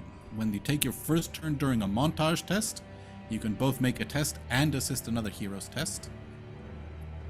And the artisan has expert artisan. Whenever they make a test as part of a research or crafting project, you can roll the test twice and use either roll. Right. So a soldier. Now here's the interesting thing, because I don't know what you will choose. What class is your character? What class we didn't touch yet? The tactician and the conduit. and tactician. And the conduit. And what And is in the what? previous, the tactician is So like the- the battle master, like the The one- warrior. Yeah, the Correct. captain doing, hey, you do that, and you push forward, fall back, and all that. And the conduit And- is like your cleric adjacent. Also your Healer. paladin, by the way. Yeah. You could go really paladin with it. Yeah, because the concept that I was thinking is something like a paladin. Originally, I And I'm was seeing thinking that on the there- tactician, There are but some deities Mhm. that you can choose. So if you want to flavor that, so the conduit it sounds like the makes sense with the What? paladin, the knighty. So What played, if you were what going Diego for a played holy knight before? specifically, You could play the conduit. you could do conduit now, and then as later on there's a class planned called the censor, which is specifically a holy knight. But you could start you could start now as conduit and then see what feels right. And even if you choose conduit, you can choose a kit, the shining armor kit, that would give you more health and give you sort of melee attacks and that sort of thing. Nice. So let me read you the conduit. The power of the god flows through you. As a vessel for divine magic, you don't just keep your allies in the fight. You make those allies more effective even as you rain divine energy down upon your foes. While the deity or saint you serve might have other faithful in clergy, you are special among worshippers, receiving your abilities from the highest source. As a conduit, you have abilities that allow you to heal and buff your allies, and to debuff your foes while smiting them with divine magic. Your spark of divinity gives you a supercharged force of personality that can be used to awe or empathize with other creatures. Make total sense. Okay. So you start with an intuition of 2 and a presence of 2. And the conduit is, the way they work is different than, like, they don't have discrete subclasses. What you do is you choose 2 domains of your deity, and those are the ones that give you abilities. So I'll read you the domains that we have, and you can choose which 2 you want to follow. So there is here they're organized by deity. There's Adun, who's the deity of love, protection, storm, and war. There's Kaval, who is god of knowledge, protection, the sun, and war. There's Curvis, the god of fate, death, nature, and trickery. Malus, the god of creation, fate, life, and knowledge. Salorna, god of death, nature, storm, and sun. And Virus, god of creation, life, love, and trickery. I think I'm going. So- I'm going for Cabal. Knowledge, protection, sun, war. Protection, sun, and war. Out of those 4, are there 2 that jump out at you? Protection. Or war. Okay, so I'll tell you, as a conduit, you have a maneuver called prayer, where you roll and it gives you more of your heroic resource. So at the beginning of each round, you gain 2 piety, but then you can also use the prayer ability and gain even more piety, where the lowest result does damage to you and you bleed, the middle result you gain 1 piety, and the highest result you gain 2 piety, and you get to use an additional domain effect. So depending on the domains of the god that you worship, there are additional effects. And the first time that you pray, you have a double edge, which is the maximum bonus that you can get, where you don't get +2. What you get is that your result goes up a tier. So the first time that you pray, you cannot get the lowest result. You'll get either the average result, or you are much more likely to get the highest. Ooh. The second time you pray in an encounter, you have 1 edge. So you have a +2, still a pretty decent chance that you'll get the better results, but it's possible that you'll be denied. The third time you use it, a Bane, which is a -2. The fourth time that you pray, and every time after that, you have a double Bane. So whatever result you get, it goes down a tier. So you can only pray so many times. But if you pray and you get the protection effect, an ally of your choice within 10 squares gains damage immunity equal to your intuition score plus your level, which lasts until the end of your next turn. Okay, that's cool. Another one that's interesting, for instance, would be the War Domain. Your attacks deal extra damage equal to twice your intuition score until the end of your next turn. Amazing. The Sun Domain allows you to deal fire damage. Storm Domain creates a 3-sized cube that does lightning damage.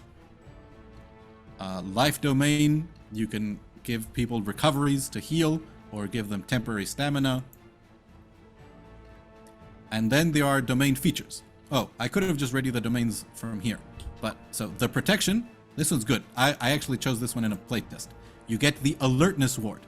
You exude a magic aura of awareness, granting you and each ally within 2 squares of you an edge on tests that use the Alertness skill. So, as long as your allies are around you, you are more aware. You are. It's harder for them to surprise you, to sneak up on you. Like it. Other interesting ones, Ritual of Preparation, which is as part of war. As a respite action, you can bless a weapon. Any creature who wields the weapon gains a +1 bonus to damage on attacks made using it. This benefit lasts until you complete your next respite. So basically, for most of the adventure, you pray over the weapon, or you prepare it, you sharpen it, and it is a +1 No, to sounds. damage on attacks. It's totally a buffer. It's just. It's. Yes. So that's why, if you want specifically kind of the warrior who fights in the front line with divine magic, we might have to convert it to the sensor, or you could try the tactician who has a frontline version Yeah. No, but. with taunts and things like that. I think it's interesting playing for once on the back side of the table. So yeah, that's good. Maybe what I will do is change the Draconic Guard, because that's more I think make more sense to protect on melee on the front using the wings. Yeah. Also, as a conduit, you can take some triggered actions that are similar to. Oh, they don't. They do reduce damage. So, Divine Disruption, you sap the strength of an attacking enemy with divine energy. So, range 5, the target makes an attack. You can use this ability after seeing the result of the attack. The effect is they take a Bane, and the damage to one creature targeted is reduced by an amount equal to your intuition. So you can apply a -2 and reduce the damage. And if you spend a piety on the disruption, it's a double Bane, meaning it comes down a tier, and the damage is reduced by twice your intuition. What's the piety? It's your heroic resource. Okay. Every turn, you get 2. When you start an encounter, you have piety equal to your victories. So as the adventure goes, you will start with with more divine favor. And also, as a conduit, you can pray to try and generate more and to generate additional effects. Cool. There's also, instead of Divine Disruption, if you wanted, there's also a Holy Infusion, which is you give your allies an edge on the attack and additional holy damage, equal to twice your intuition, and if you spend piety, double edge and damage equal to twice your intuition. Okay. And then there are a bunch of your signature abilities that you can choose. Jeez. Holy Lance, a Light Fall, where it does damage to enemies and allows you to teleport allies in the area around, inside the area. This is more of a sacrificial offer, using Divine Energy of Creation to tear at your foe, dealing corruption damage, and then the next ally to damage the target does additional corruption damage. You have Wither, which deals corruption damage and gives them Banes on power rolls, and double Banes if you get the highest result. So you don't just have to be a healer type, you can also be a conduit of destruction. You can also do destruction, yeah, if you want to. Yeah. You have with 3 piety, you can conjure an Angel of Wrath, a Punishing Smite, a Righteous Rebuke, the Thunder of the Divine. Yeah. You hurt my friends. Bad move. Exactly, yeah. You're gonna pay now. You could take a look at these abilities on page 41 and see what sounds good to you. Got it. I think one of the last things we're missing for our other characters are the kits that they're going to be using. Yeah. So, for instance, Juan, all the way back to you. Did you choose what kind of Fury you wanted to be? Yes. I'm just gonna go basic. What I had seen for Ragosh before, which is going to be the first one, Primordial Berserker. Yep. Yeah, with Primordial Strength. Yeah, edge on might test and resistance, bonus to weapon damage equal to your might score, and then as you gain more rage, even more bonus damage. Yeah. You deal double damage to objects. Oh, when you push another creature, you can make it a vertical push. So you can launch them up. You can throw them off. They fall and take falling damage. Yes, I'm very so excited about that. I've always envisioned Ragosh just punching people in the face and then just using them as ranged weapons as well. So yeah, that's in this case. Yeah, when you crash enemies into each other, and it can also happen to you if a particular enemy is pushing you guys around. If there is additional forced movement left over, that is converted directly to damage. So, for instance, if you took Brutal Slam, you do 12 damage and push 4, and say that creature moves 1 and then it hits another creature, both of the creatures would take 3 damage. Like the damage left over, the pushing left over, would be dealt as damage. So you could turn this 12 damage into 16 if they're like all packed tightly together. More, 20, because it would be 16 to the one and then 4 to the other one. So, yeah. So basically, I just wanted Ragosh to be just a train. That's what I want him to be. Just pushing people around, tossing people around, punching people around, making them lose their ground. That's basically him. So I'm very excited about Berserker. Any of the abilities here, or do you want to move to talk about the kits? Yeah. So I was looking at the abilities that I have. So Brutal Slam is still here, right? Which one's the other one? Relentless Strike, I think it was. I believe that one is from your kit, but you can choose. I see. Okay. Move there. So yeah. So I one guess signature ability is from your class. The other is from your kit. I see. Okay. Yeah, I guess we can go to kit because I'm interested in that a little bit. Yeah. So kits are the combination of your weapon, your armor, your style of fighting, and for Furies, it mostly makes sense to look at martial kits. But if you had a particular build in mind and wanted to use a caster kit, on a Fury, you could as well. Mm, So yeah, I was thinking Ragosh is like minimal armor, like his skin is his armor, and anything that would be like a massive double-handed axe. That would be his thing. Given that he was a gladiator also, I wouldn't imagine him having a lot of armor anyway, in like maybe a helmet, but that wouldn't be him anyway. So I believe the kit that the previous version of Ragosh had was the Panther kit, Yes, correct. which is if you want a good balance of protection, speed, and damage, the Panther kit is for you. It increases your stamina not by wearing armor, but through the focused battle preparation of body and mind, Right. letting you be fast and mobile while swinging a heavy weapon at your foes. You wear no armor and wield a heavy weapon. Yeah.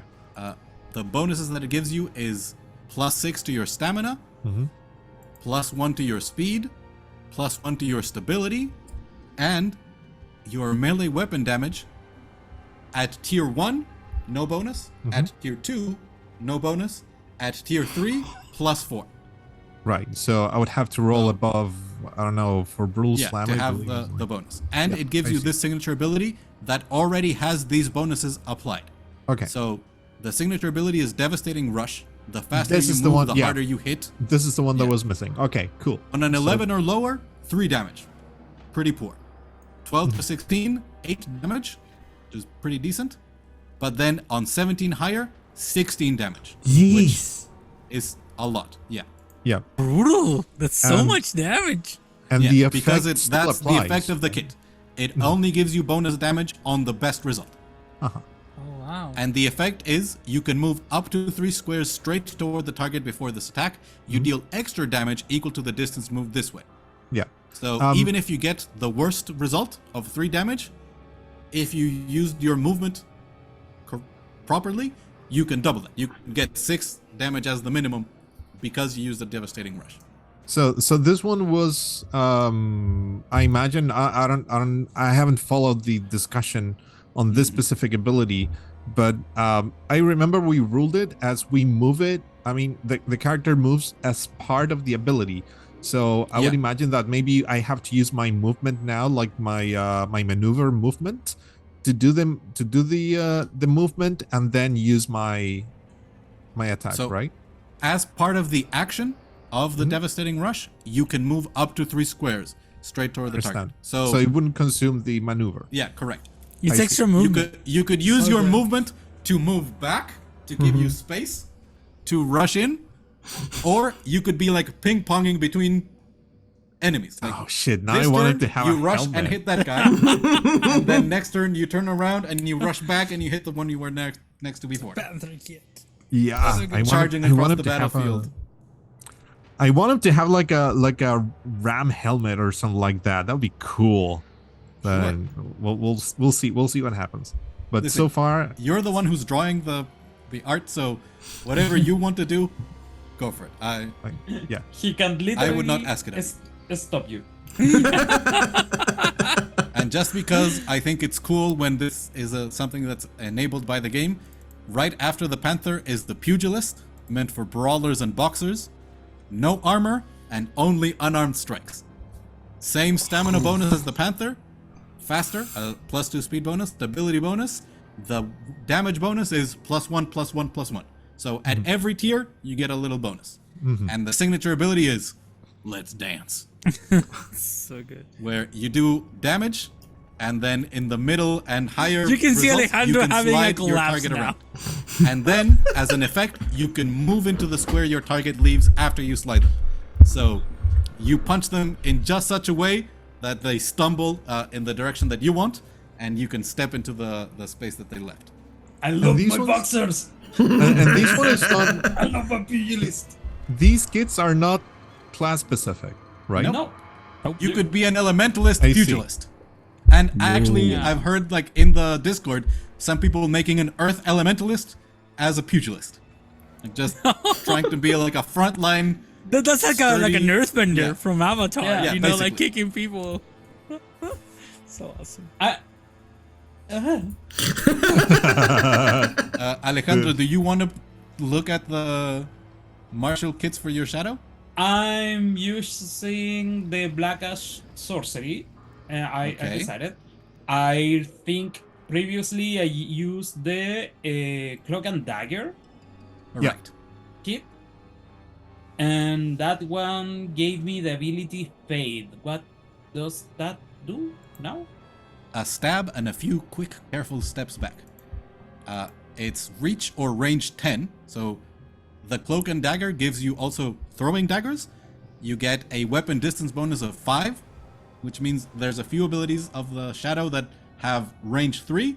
That 3 becomes an 8. In this case, Fade is particularly has a range of 10 because it already has the bonus applied to it. And it deals damage and then allows you to shift afterwards, which is moving without provoking free strikes. Alright, I see a polearm, I see a martial artist. A martial artist, yeah, which is...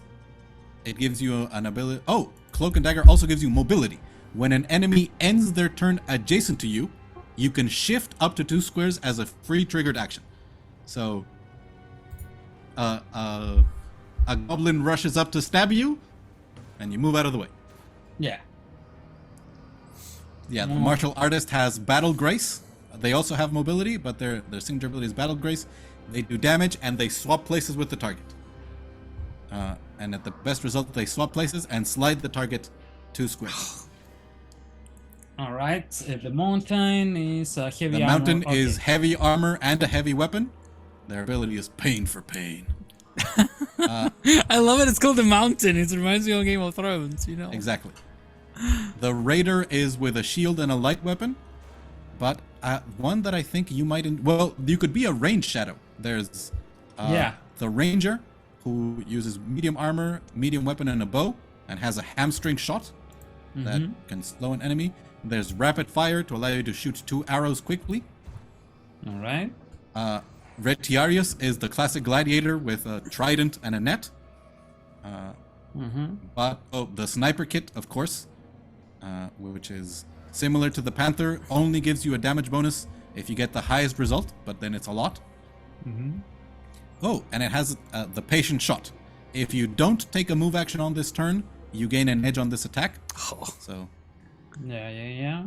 So And it hits for 14. the distance bonus is 10. So yeah, It's you have a ridiculous. range of 15. That's But pretty good. The one that I'm looking for is... Here we go. Swashbuckler. If you want to be mobile and deal a lot of damage with melee attacks, you should reach for the Swashbuckler kit. A great kit for heroes who want to be master duelists.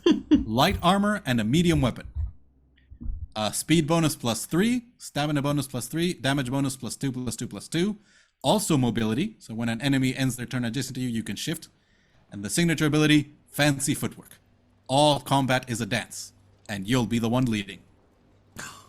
It's a melee reach attack, 5 damage on the lowest result, 10 damage push 1, 14 damage push 2 on the best result, and you can shift into any square your target Push leaves 1 after you is push. like I move them 1 square, and then I Yeah. move them 2 square. Correct. And So- you can, if you want, shift into the spaces that they leave behind. Yeah. So, look, I came here to be the most vanilla assassin ever. Like, look at dagger, yeah. Here, I throw daggers here. Then you assault me with the pugilist, and I'm trying to reconcile the idea of being this suave devil. Like, oh yeah, I'm going to kill the target up, for you, and then, all right. Let's dance and start punching them to fucking death. Why not? Why not? And then you strike me with the swashbuckler when I can. All right, I'm going to kill the target for you and fucking duel him. Like, you Honestly, fight me. I know. I mean, so good. the duel, kits that are kind of amazing. duel is most prevalent in Capital, but I could totally also see it happening in Hell. Like, a small disagreement, draw steel, let's figure this out once and for all. That's the name of the system. Oh wow, it's full circle now. Yeah. Put me back in the pugilist, please. I need to see the ability. Pugilist. Here. That's More nice. stamina, slightly lower speed, stability bonus, less damage bonus, and the No ability is range Let's Dance. options. So Yeah, no it's- range options. You I- have a few range options from your class. I think you have a few abilities that are like range 3, but no bonus in this one, and also no bonus in the swashbuckler. What's the they're both difference melee between a slide and push? Slide is in any direction, so it could be backwards. Push is away from you. Can it be forward, like an uppercut? That is something that the Berserker Fury can do. They can turn any push into a vertical push and send them straight up. But that requires primordial might. And what kid are you using, Juan? That The one. Panther. Panther. Yeah. Panther.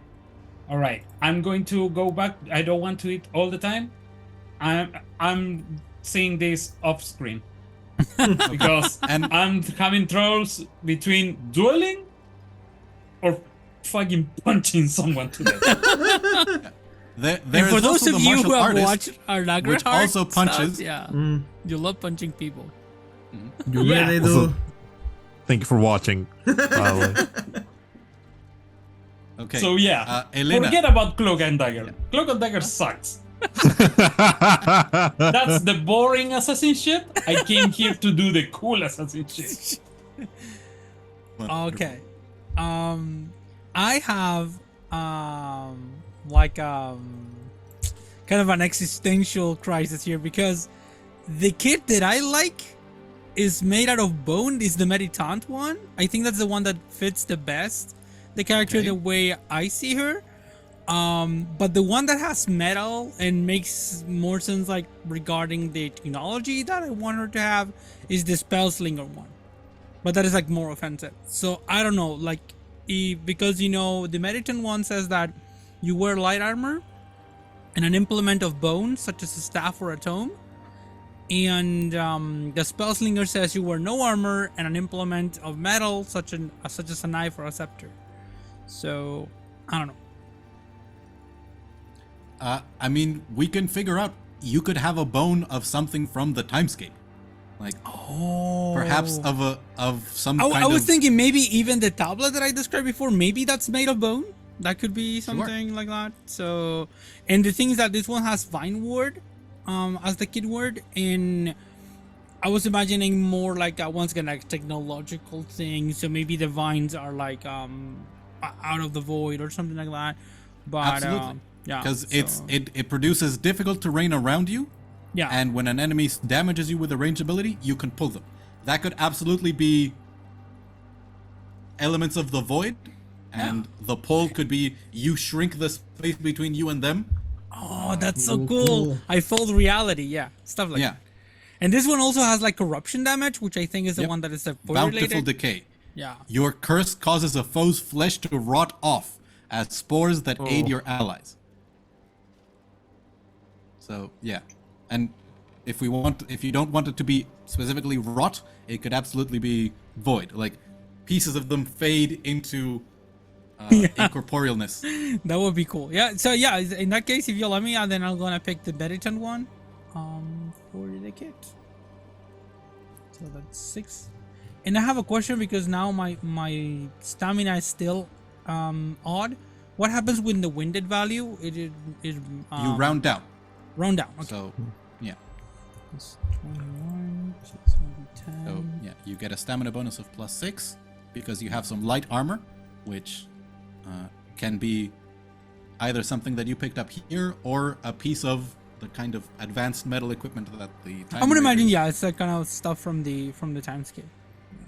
That looks like maybe like I don't know why I imagined it like the armors and like I don't know like kind of like Shadowrun cyberpunky stuff. So it's kind of a mean- breastplate, but it's like very thin and there's no light. That's sort of what they're wearing here.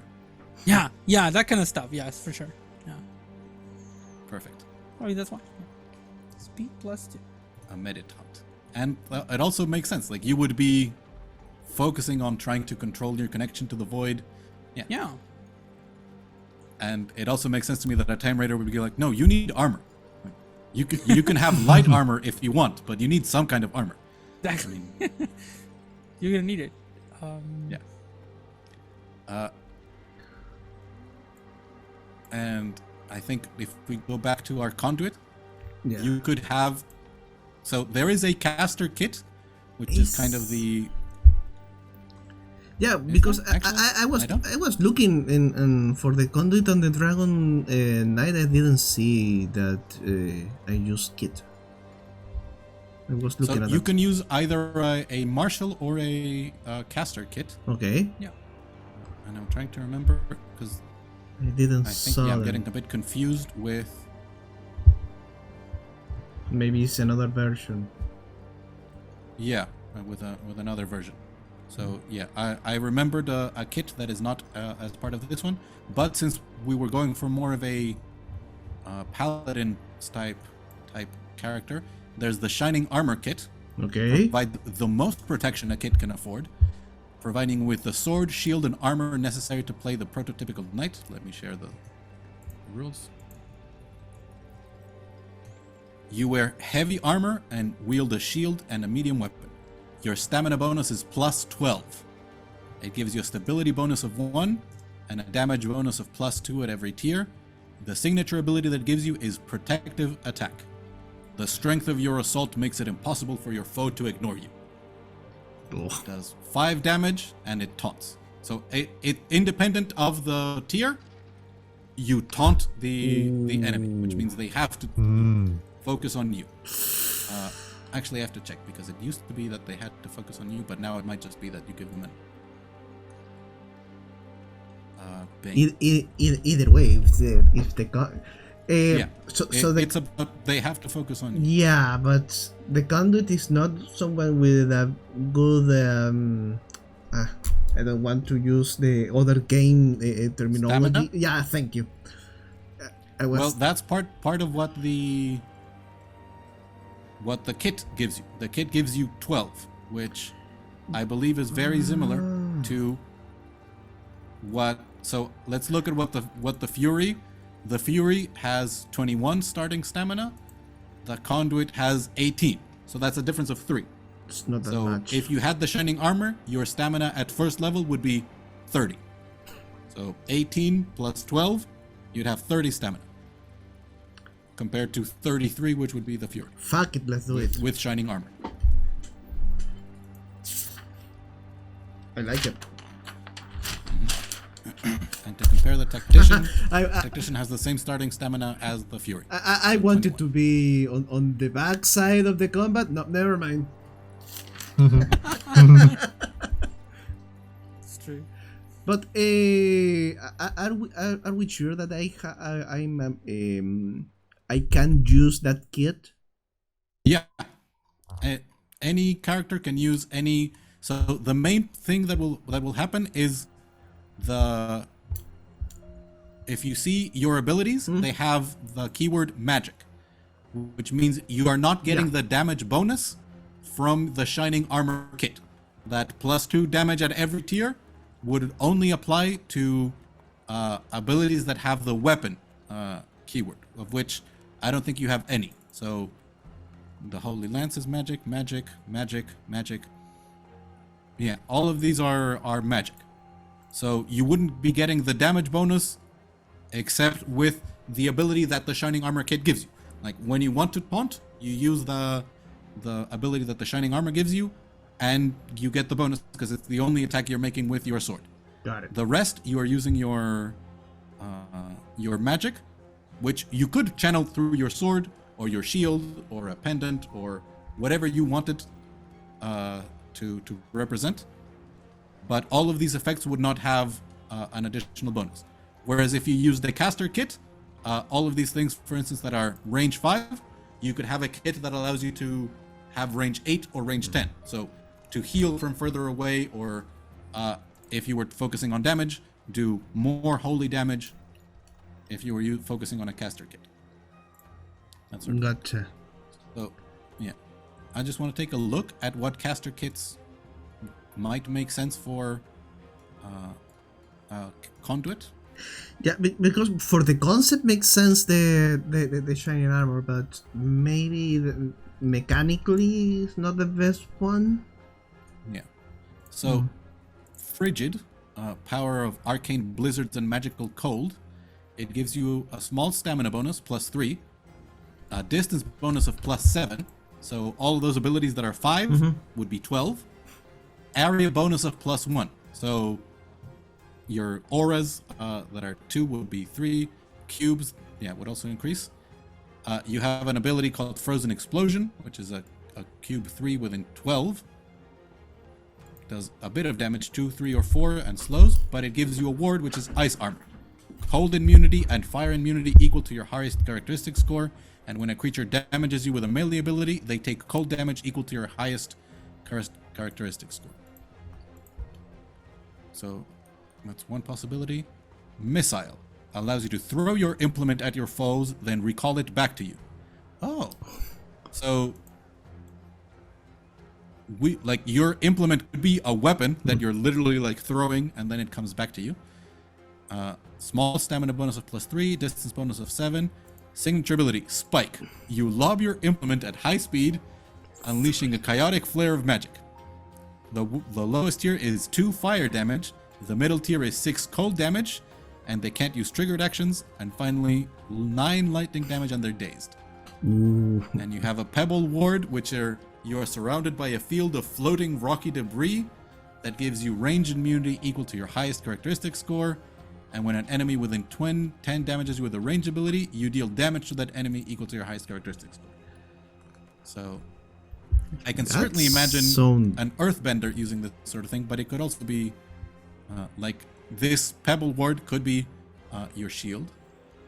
Nature Calling is certainly more of a kind of green elementalist, but sending a spark of lightning and inflicting banes on the target is good. A Spirit Ward that gives you an edge on resistance rolls, and when damaged with a melee ability, deal psychic damage to them. And Ward Weaver. Protect yourself in combat with telekinetic techniques that boost your damage. Creates a supernatural hero who can more effectively ward themselves and their allies. You create a personal protective ward with an element of bone. Stamina bonus of 6, which is pretty good for a kit. Stability bonus of 1. Energy Siphon. Absorbing psychic energy from another creature lets you shield yourself with it. Target a creature, deal damage, and you gain damage immunity. I think the missile sound better. Sure. Yep. At high speeds.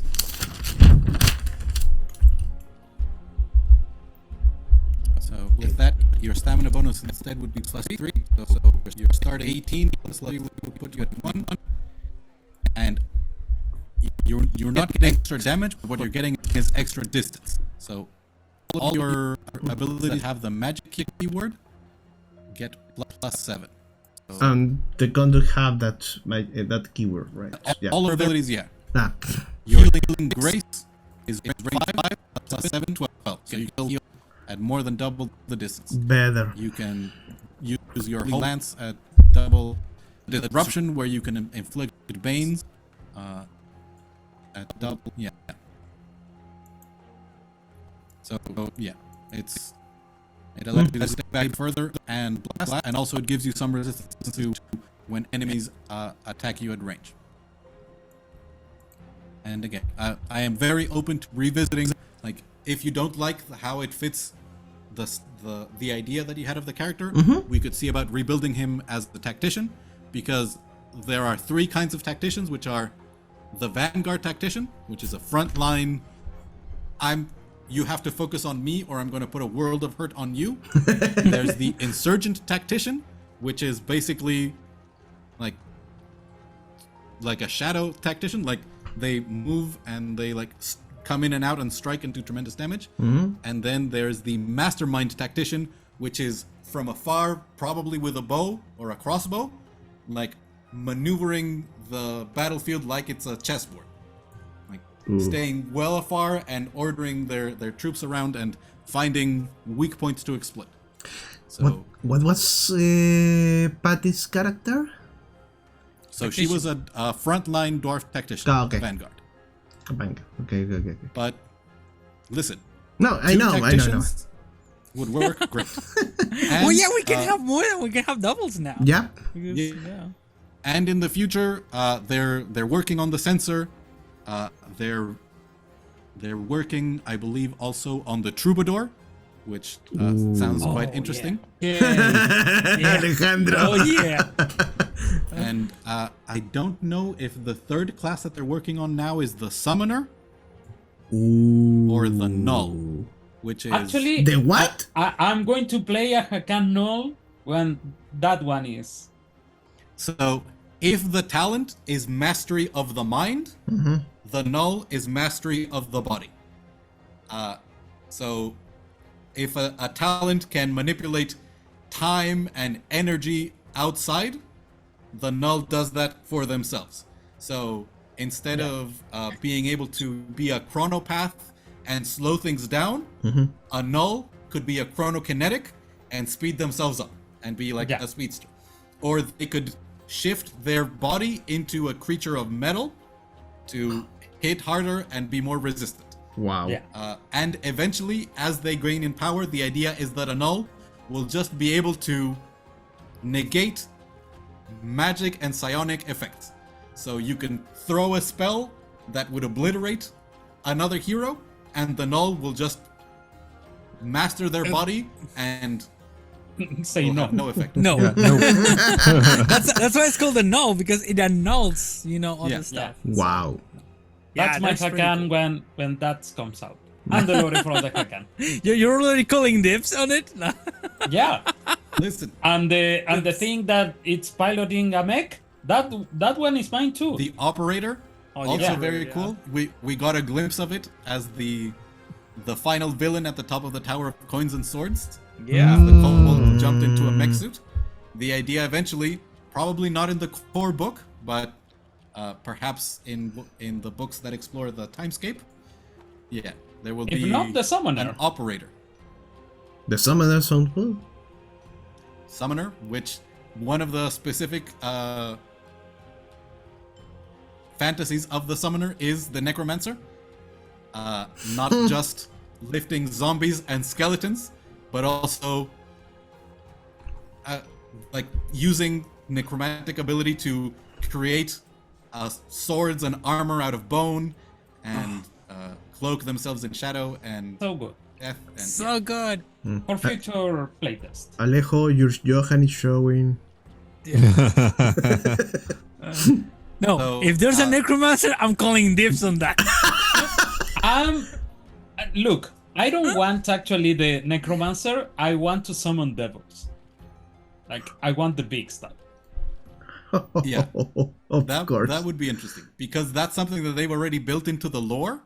Like literally, if you're a devil, like that's your ancestry. That's because someone summoned you here. So I expect Yeah. devil summoning to be a possibility. Yeah. So that would be quite interesting. Sounds fun. Again, of- he's Oh showing. no, I miss her so much. It's true. I think with that, we're coming to an end of our character creation session. Oh, we missed the complications? Should we choose Oh, that? yes. Well, it's getting pretty late, but I at least want to show this to you. It's an optional something to be discussed between player and director. Oh yeah, I did But the see idea is this Amazing. is something that has a drawback and a benefit. So for instance, a deal with the devil. Your ancestors made a deal with an archdevil and you are tied to that fiend's service. Your benefit, when you are present for a battle where neither side is surprised, your side goes first on a result of 4 or greater on the d10.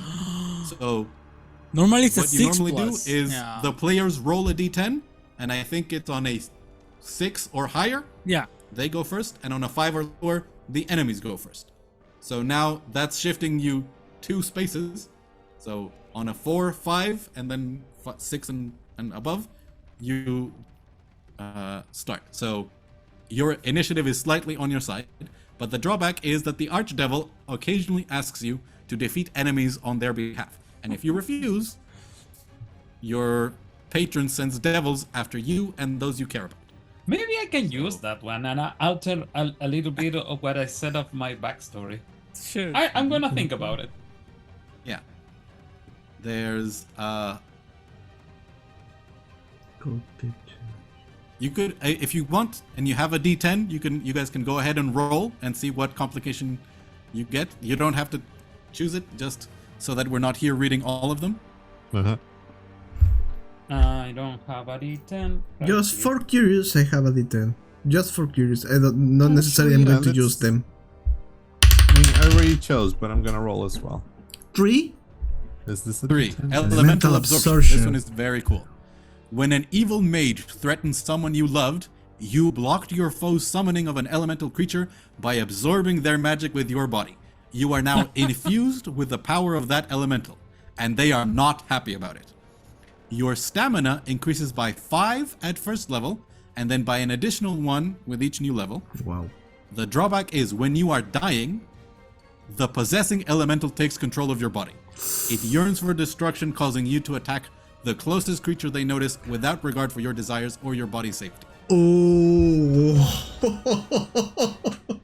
Wow. It's a living bomb. Yep. I think I already have mine. I think Oh, I'm gonna. I think almost I'm survived gonna water. grab shipwrecked. Shipwrecked. Very interesting. You are the sole survivor of a shipwreck that left you stranded on a remote and inhospitable island for years. You struggled to survive, granted you insight into the natural world, but distanced you from who you once were. You gain 2 skills from the exploration skill group, and the drawback is you have forgotten 1 language you know. Yeah. And I was thinking that this is what happened when she arrived on Orden. So Yeah. she was shipwrecked, and I'm gonna say the language she forgot is the language of the voiceless talkers, because I had chosen that one as one of my languages, and now it has been so long since I've heard that language that I've forgotten it. Like, I no longer can remember it. I only remember the language of my people, and now Kalian. So Yeah. it's really cool. Juan, do you have one that you want for Ragosh? I rolled a 2, which is the devil deal, devil but I deal? don't think Ragosh would go for that. Yeah. But I'm torn between fire and chaos and punishment curse. Those are both quite interesting. So fire and chaos, a great monster who breathed fire burned your home to the ground. While everything around you was consumed, you somehow stood strong amid the inferno, your body adapting to ignore the effects of the flames. Fire immunity 5, cold weakness 5. And So- punishment curse. Yeah. Punishment curse, it could also be something cool, just because it says when you're out of recoveries, you're dying no matter what your current stamina is. And because Ragosh has so many recoveries, to have 2 additional ones, it's like a lot. Like he can Oh, heal so up ridiculous. a lot. Yeah. Yeah, but when it matters most, that could be really like problematic too. So that seems like a fun idea. I just need to think about, okay, what could be, why would he what would he have done to enrage a deity in that way? But also I really like fire and chaos in the sense of maybe his tribe got ravaged by a fire elemental or a dragon or something like that, and he survived, but he doesn't know who else survived, but he has to carry the he carries the consequences of that in his body, and the more he rages, the more his fire burns inside, but also he cannot just take a shower. So because you know that slows him down, so I that could be fun too, like no water for Ragosh. That'd be cool. Yeah. So I'm torn between those 2, so I'll have to choose. And again, no one is forced to use these complications, but they are particularly cool. And there will be many more coming in later packets and in the full game. Yeah. Alejandro, is there one that jumps at you for your devil? Either Devil's Deal or Punishment Curse. I would say one of those 2. But with some tweakings, maybe like the punishment curse is like a deity is the reason he's stranded on Order. Mm-hmm. Orden. Yeah. Or maybe I retweak the backstory I just told you and say that the devil's deal is like he was turned into a devil. He was a normal person before. Oh. Yeah, And so- this deal is like, oh yeah, you get the full package. You are now a devil, but you are working for the big man or lady beneath you, and you do the things because That's if super not, cool. Yeah. like That perhaps would he certainly- was a regular criminal on Orden. Is like, you know what? I want to matter. I want to be more, and becomes this man. You were taken to the 7 cities of hell, and you were taught the ways of battle and magic at the College of Shadow. Yeah. Yeah. And they say, So good. all right, you're ready. Go and do our thing. And it's like, yeah, I love my drawback. I'm gonna do my job. Sounds Sounds cool. Right. So, Oh. thank you very much for joining me. I think it's now been 24 hours since we got the. It's a bit more, like 25, 26 Yeah. hours since we got Mostly. the packet. I look forward to seeing many of these characters, hopefully all of them and more, as the members of our group that could not join us will hopefully create characters in between now and when we get together to play, and we see these heroes in the fall of Blackbottom, as the last free city in Vasloria comes under the sway of Ajax, the Iron Saint, the invincible overlord. Yes. Yeah. So, Sounds amazing. Yep. Daniel, can you close the share? I think attacked me. Yeah. So thank you very much, anyone who's watching. I'm very enthusiastic about this game. I hope you got to see some of the very cool things about character creation and the potential that this can have as more classes, more careers, more complications, more kits are introduced. And I'm really looking forward to seeing how this plays out now in combat. Like, Yeah. yeah. I don't know about you, but this already feels like so much to work on. Yeah. We could play so much with It, this. and this is level 1. It Yeah. it feel like another game, not the one Yeah, you it's very, played last very time. different from where we were. Yeah. Oh my god, Juan! Yeah, I know. Like it. No, no. What is And so do quick? you It's want to like, share quickly? Yeah, What Yes, you- yes, you want to yes. show? Oh yeah, sure. Okay, so Show this us, is Juan. for the Show ones who us. stay Right. right up Show until the us, end, Juan. this is the gift. okay. for Yeah, them. so this Yeah. is where I ended at. Let's see. Can I Come do to this? Yeah. Oh no, let's see. There we go. Yeah, so where I ended it, and this is all just concept, just to feed imagination and stuff. But this is where we're at right now. So dragon is very difficult to draw, Yeah, but Sorry. but yeah, we'll see. Well, no, it's totally fine. But we'll see what happens in the future. Lots of decisions that we need to make. But yeah, when we get to play, we'll hopefully have some of a final sketchy version of the art so that you can enjoy as well. But Something like Ragosh up there in the corner. yeah, something like that. So Yeah. we'll see how it goes. But Incredible. yeah. man, Amazing. making characters while having the art is like a bump, a huge bump. Like I'm ready to play this game right now. Yeah, Yeah. same. Uh, Like, can we play now? Yeah, dude, what? Yeah, it's too late. But No, We'll but have otherwise, to figure out the schedules, and particularly with the members who are not here with us. I need Hopefully to we can do transcribe this next week. Yeah. Yeah. We can finalize any choices and answer any questions that are left over But thank you very much for joining me with very little warning. No, it And- was very good. I hope. Thank you for It guiding was us. fun, That was man. awesome. Yeah. So easy. Yeah, very very Two easy to people, follow. easy peasy. Sit down I- with your friends and get ready to play. You had 24-hour plus to know this. I had 5 minutes before we started recording, so thank you. It was very clear. Very, So- very good. Yeah. Either To way, everyone who is watching, thank you for joining us through this, and I hope you'll get to see these choices matter when In play, yeah. Exactly. Like, Play these share, characters. subscribe. Leave us a everything. comment if you watch right up until the end. Tell us what the favorite art of the amazing art that Juan did. The one that you like the most. Yeah. and see you in the next time. Yeah. Goodbye, everyone. Bye. Bye, Bye. everybody. Bye.